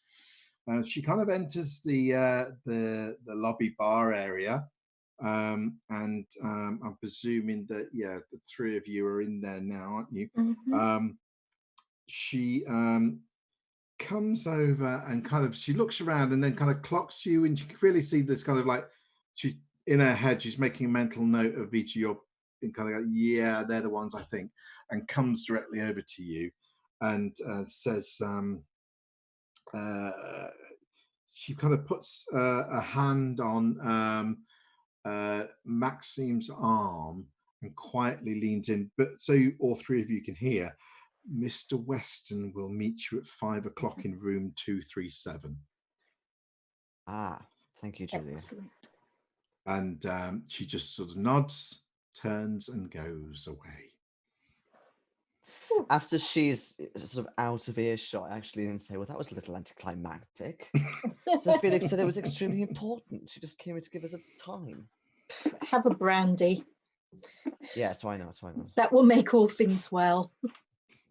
So your choice is this.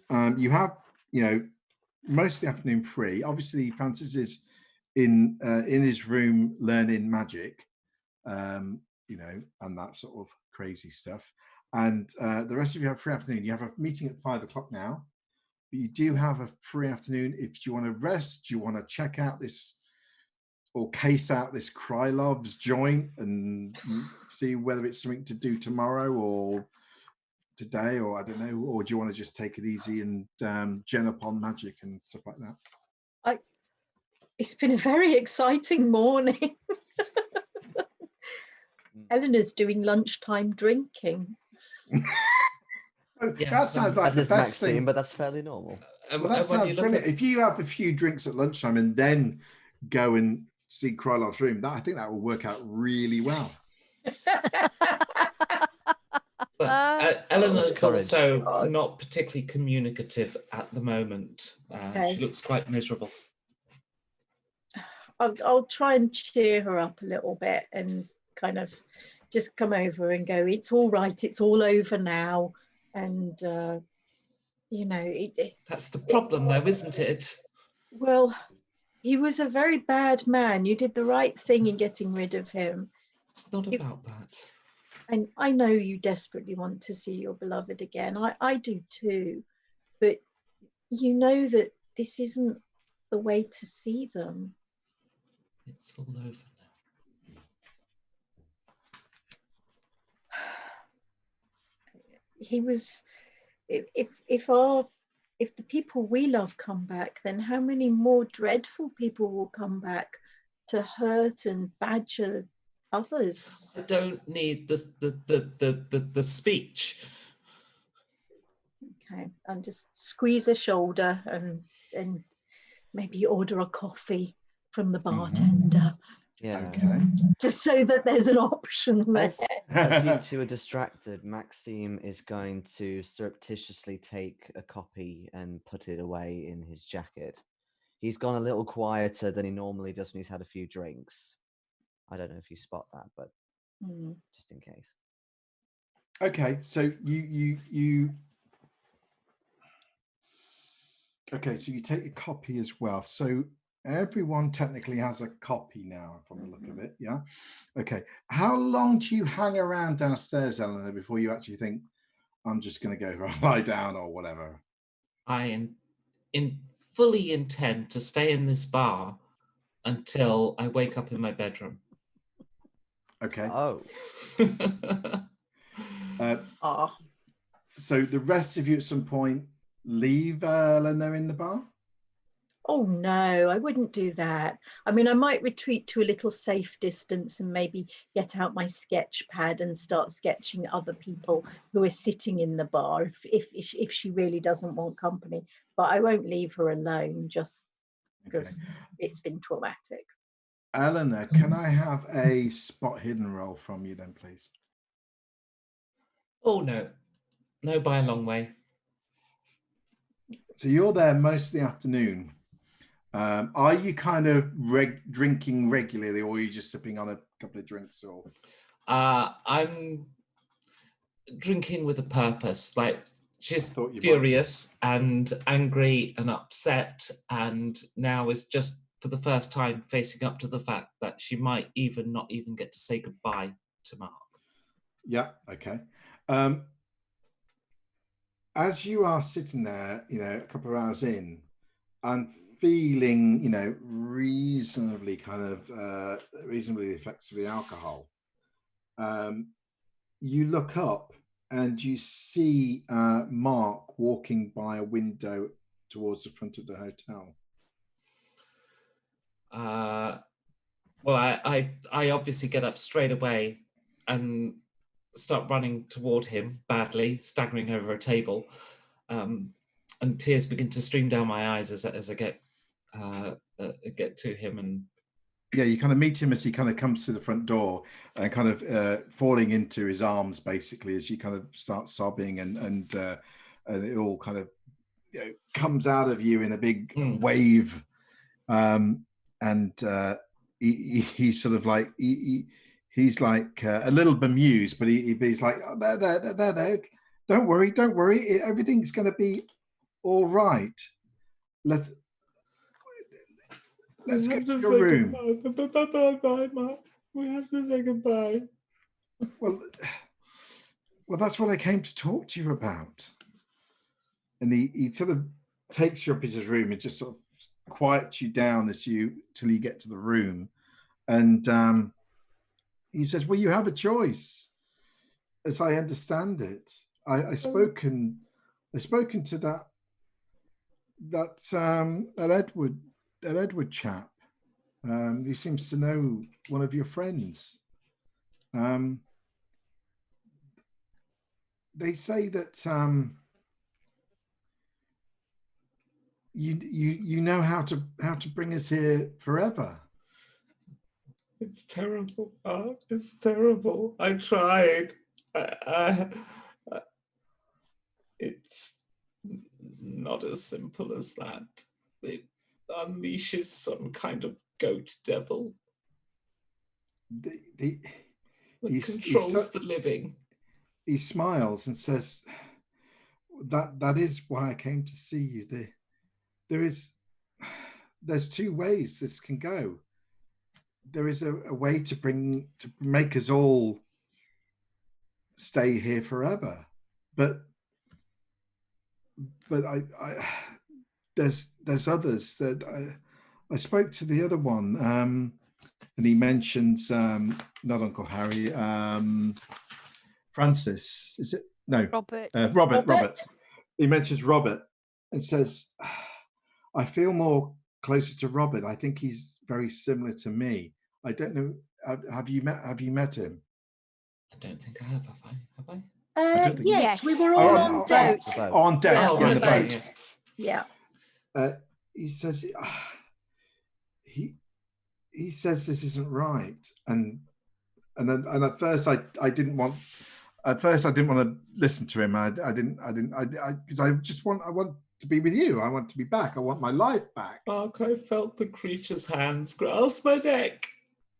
I felt it clawing up from the depths of hell. You can't let it come. Soul touched mine, Mark. We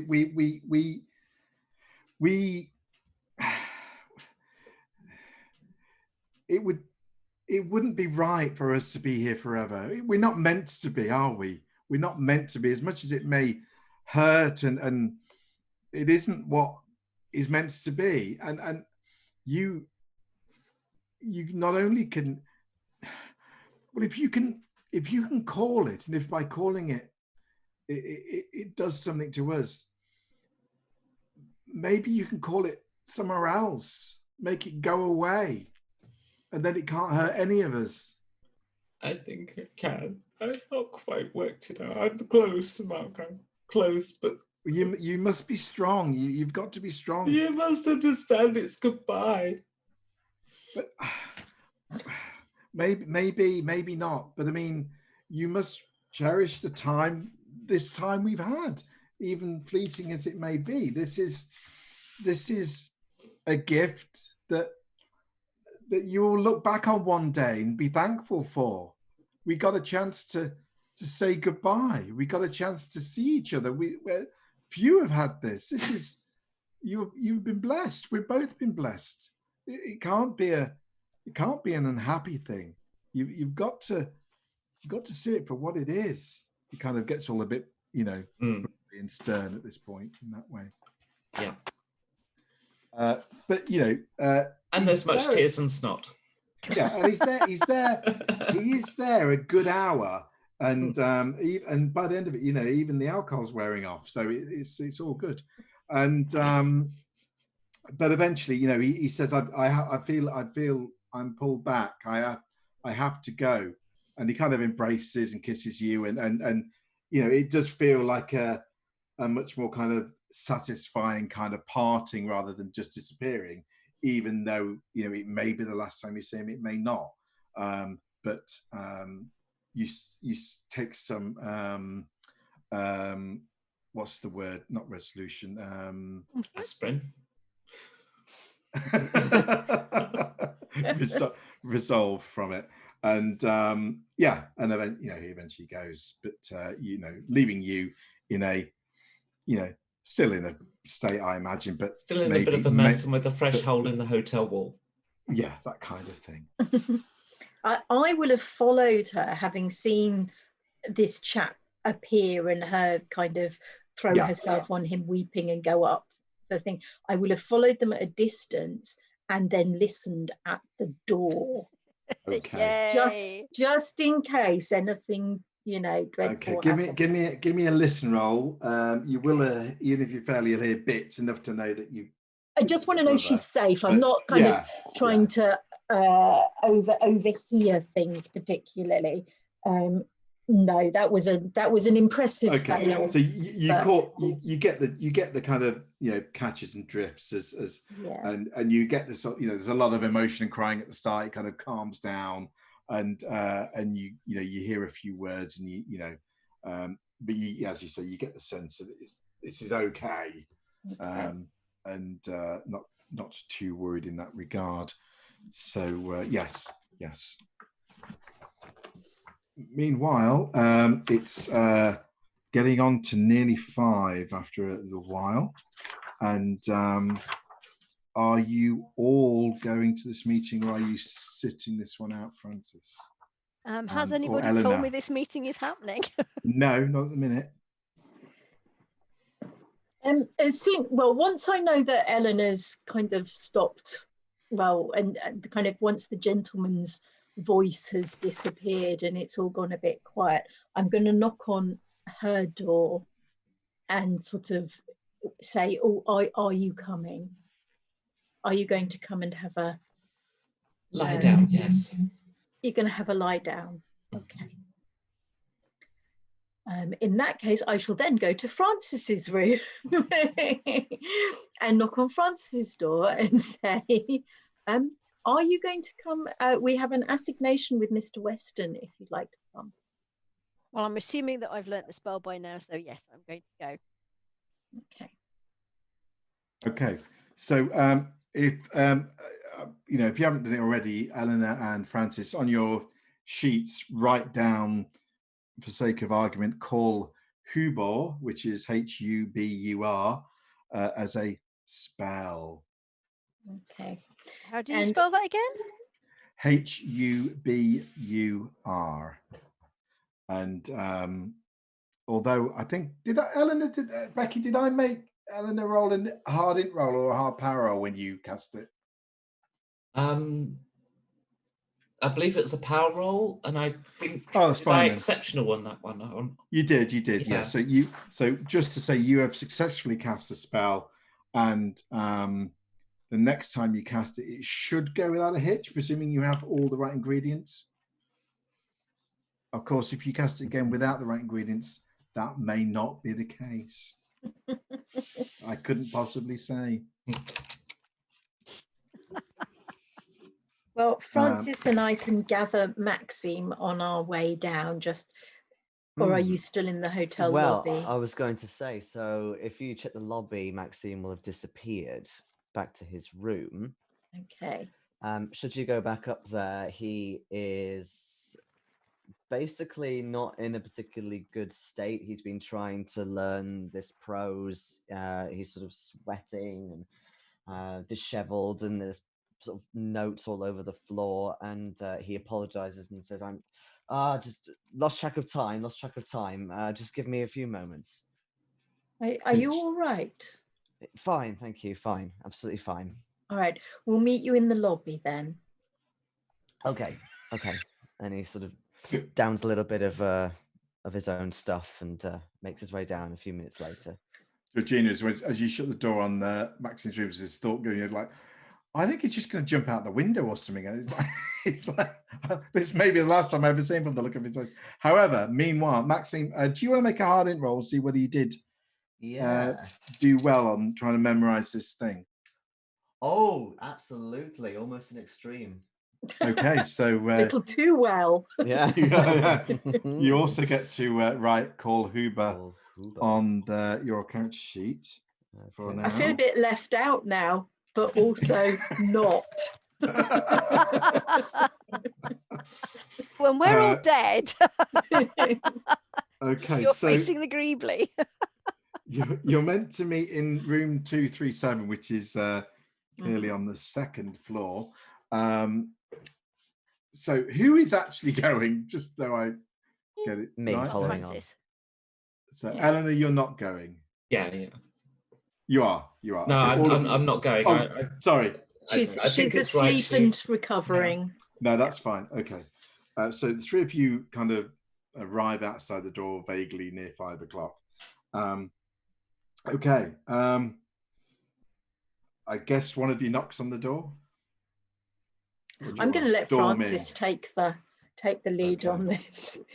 Yeah, I'm still too busy mopping my brow with a handkerchief. Okay. I've had enough excitement for one day. Okay. You knock on the door, and Mr. Weston answers the door, smartly dressed, receives you warmly, bids you inside quickly, shuts the door, offers you a whiskey or a sherry. Yes. Whiskey. A wireless is playing softly in the room. Military music, which at some point moves to an educational program in Russian. He's very polite as ever, and he makes, a few pleasantries before getting down to business. And he does kind of, ask you for, how has it been? What have you been up to? Well, we visited Mrs. Palliser, who wrote to us, and apparently she did not. Oh, did she have an idea of who might have written the letters on her behalf? No, but I think No, we do. She did not. Okay, so you are lying. You are consciously lying at this point, yeah? Well, Okay. she didn't. She didn't. We think She it's didn't. Krylov, but she doesn't know who did it. That's true, We're not lying. Yeah, there's an inference. There's an inference of like, do you know who wrote the letters? However, okay, that's fine. But everything else otherwise on your trip has been satisfactory. No problems, no trouble. Well, we've had the OGPU people try to shake us down. So That is unfortunate, isn't it? yeah. But nothing untoward. I hope nothing came of it. Hey. Not when after we'd beaten them off. No. Oh well, good for you. Good for you. Probably just some local thugs hired to keep a watch who fancied their chances and thought they could just steal away with something from a tourist. Probably not proper GPU, to be honest. I wouldn't worry about it. Well, that's easy for you to say. Having said that, Sullivan An is the eyebrow least of shall our problems. raise at this point very pointedly at his blasé attitude towards our safety. Are we going to give Weston the letter from John Palliser that we got? I think so. Oh no, let's negotiate first. Come on, we need. Is this the mind transference going between you and the Yes, meeting? of course it is. Yes, the dramatic. Yeah. Yeah, we'll irony. have sorted out this on the way up from the lobby. Obviously. On the Of course list, you I'll be did, saying yes. we have a ballerina and a family friend who need to get to England. If they want information from us, then there has to be a quid pro quo, right? Yes. Okay. Yeah. Okay, make a so very you good are all briefed on this to keep stub until something else happens. Yeah. Okay. Right, you just go through a few things before we get into the nitty gritty. He says He's going to be here at the Savoy for 3 more nights till Thursday, the 7th of November. Now, it's best if we are not seen in protracted conversations. So if you need to speak to me, just come to this room. I'll be here pretty much all the time, anytime. And if needs be, young Julia will be in the lobby every morning and afternoon. Just drop her a message if you need anything else from me, and so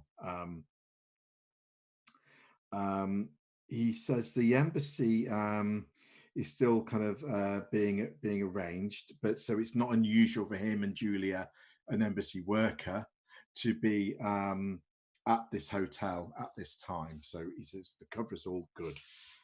Nothing to worry about there, he says with a reassuring smile.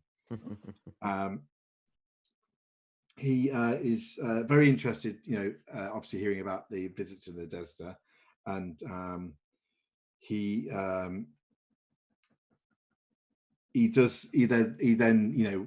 then pushes to say that has she heard from her husband John? Is anything else she could tell you about it, or starts pushing that way.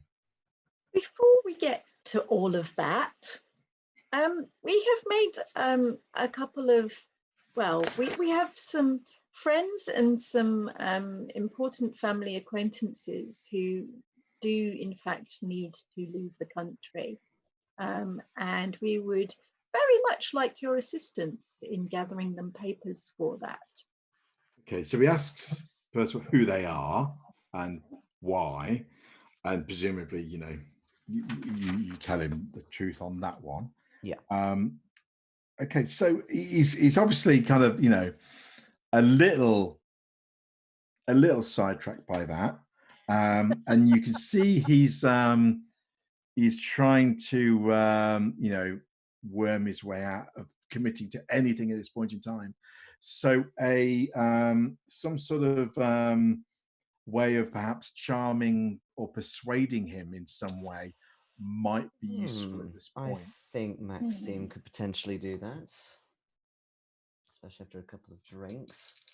I'm going to try charm on him. Yeah, and succeed. Yay. Okay. Is that a regular success? Yeah, regular success. Okay. Well done, Maxime.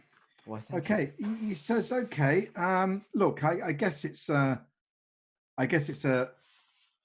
I scratch your back, you scratch my back situation to some degree. I have put a lot on you, good people, coming here after all, and I may yet have some things for you to do, obviously. So look, let me get into it. I'll see what I can do for your two guests, as it were. I'm pretty sure I can rustle up the required papers. It may not be as simple as you think, though, and certainly getting them out of the country is going to be the hardest part of all of this. The papers are relatively easy, but there is no paper for defection, if you catch my drift. Okay. I will have to think about how we can exit them from this country, and that's where you may have to help me. Well, you have a think about that, and maybe we can have a think about how we could provide you with some, say, written proof about what's going on in these labour camps with Mr. Palliser. Well, yes, that would be very useful and interesting. What makes you think you can find written evidence here in Moscow? Well, I think perhaps Mrs. Palliser may have received letters. Oh, so you're proposing to go back to talk to her? I do intend to call upon her. That's probably a good idea. It's a good idea if you got the drift that maybe she has letters, and then yes, I think that's a very good idea. If you went back and see if you could at least see and maybe copy or if you part with them, take the letters and bring them to me. I think that would be very useful. So yes, do that. That's very good. I'll, as I say, I'll look into the other matter for you. Wonderful. Excellent. Go team. Okay, I presume you're not offering anything else at this point, yeah? No, nothing else at all about anything else at all. One thing at a time. Let's Yeah, hold there's no some papers cards. yet. Just checking. Okay, so he said, I okay, don't well, remember how much we actually told him about our visitors. Did we just play dumb, or did we actually fess up? Did we That kind we of were seeing dead people. We did when we were back in London. When we were at the ministry, but they didn't really understand. That wasn't really No. what they were interested in. They're interested in proof of the camps and bad conditions and aren't the Soviets dreadful, so that we can, I don't know, invade or whatever. That's their angle, isn't it? So. you got the distinct impression when you started going along that subject, they kind of had a faraway look in their eyes, looking at each other, going like, what are they talking about? Let's move on and talk about what we want to talk about. But you got that impression. So you probably got, you probably remember the kind of perhaps not a good thing to talk to him about, certainly at this point in time. Okay, so you leave the room. He'll be here. He'll look forward to seeing you tomorrow at some point after you've met Nadezhda again, and says, I hope you enjoy the opera tonight. All the best. I'm just thinking kind of, I've talked to Francis and Maxime, I'm thinking kind of one thing at a time. If we're sort of going to ask him to help us get to the lake as well, and maybe sort of find us a transport, let's not overload him with things. Yes, Let's indeed. make sure that our companions have a way out before we kind of get stuck in. Yes. Although that might be the payment he's after, but we can kind of let him come to that conclusion without us necessarily offering, so it looks like we're playing ball rather than offering ourselves up to him. Make him seem like he's in control. Yeah, good point. Yes, he had rather a laissez-faire attitude towards our safety and well-being. Don't get me wrong, it was, but there was some genuine warmth and kind of understanding underneath. You could see, that he wasn't totally like cold to your experience, right? But equally, it wasn't exactly, I'm so sorry, I should never have let that happen. They clearly, as far as he can say, that's one of the risks. You knew that. Don't worry about it. We did not know that. Okay, all right. I mean, I do intend to go back and just check on her, Nadezhda, and make sure that she is okay tomorrow. Yeah. But now the ballet. Yay! Should we knock on Eleanor's door and just check that she's all right and make sure that see if she wants to go to the ballet? I'll roll Constitution. Yeah. Nope. Hangover. Okay. Oh dear. Just say, is there anything we can get you? Aspirin. Let's get us some tonic water as well, perhaps. Yeah, we'll have a tray sent up. We'll send up a tray with aspirins, water, coffee, orange Some juice, bacon and eggs, some solid food, all the maybe? hangover cures. and sensible things. Okay. You can't have bacon and eggs, Maxime. That would be horrible. I'm thinking more from real life experience here. Maybe some of that beef stew they had downstairs would fortify us sufficiently. Yes. I'm going to overrule the bread. two boys and ask for some nice toast. Very good. Very good. Okay. So okay, that is all good and done. And that evening you do spend a lovely evening actually, watching The Red Poppy performed by the Bolshoi at the State Theatre of Opera in Theatre Square. Oksana has a delightful evening. Do you take Sophia with you or not? I don't see why not. If she Okay, wants so to come.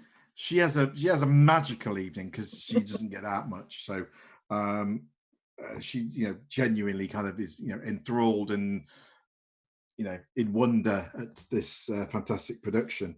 Laskin, who is your guide tonight, is basically, you would say, somewhat charmed by Oksana. You see, No. Oh. Oh God, Who we're not is going to have to get him out as him as well. Oh God. but the less welcome news is that as well as Popov, who turns up halfway through with a friend, another man who's about 6'2", broad shoulders, big hands, and a square jaw, and looks everything you would expect an OGPU Secret Service chap to look like. The two stand there with this new guy, humorless, unsmiling, unmoved by the ballet. He just stands there and sits at different times. You've whether he's here for the night, it's a one-off, maybe Popov's boss. You don't know.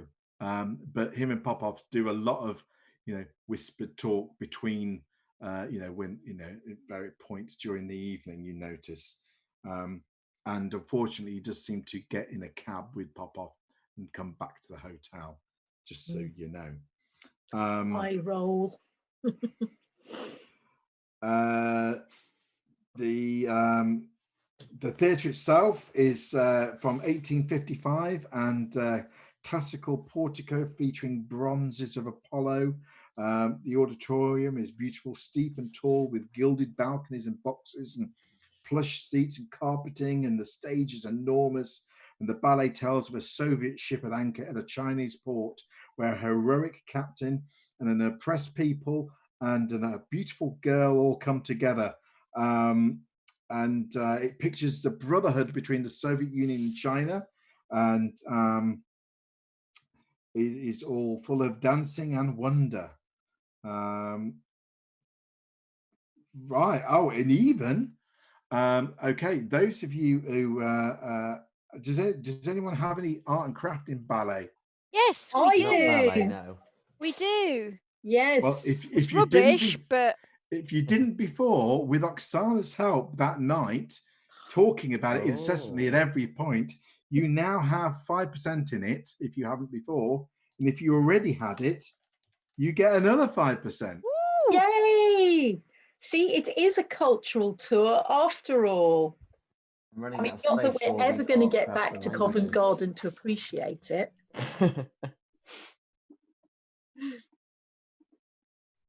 oh ye of little faith. And with that, including some late drinks with Oksana and some of the cast members of the Bolshoi in a quiet, secret little bar around the corner, you have a fantastic night. Hurrah!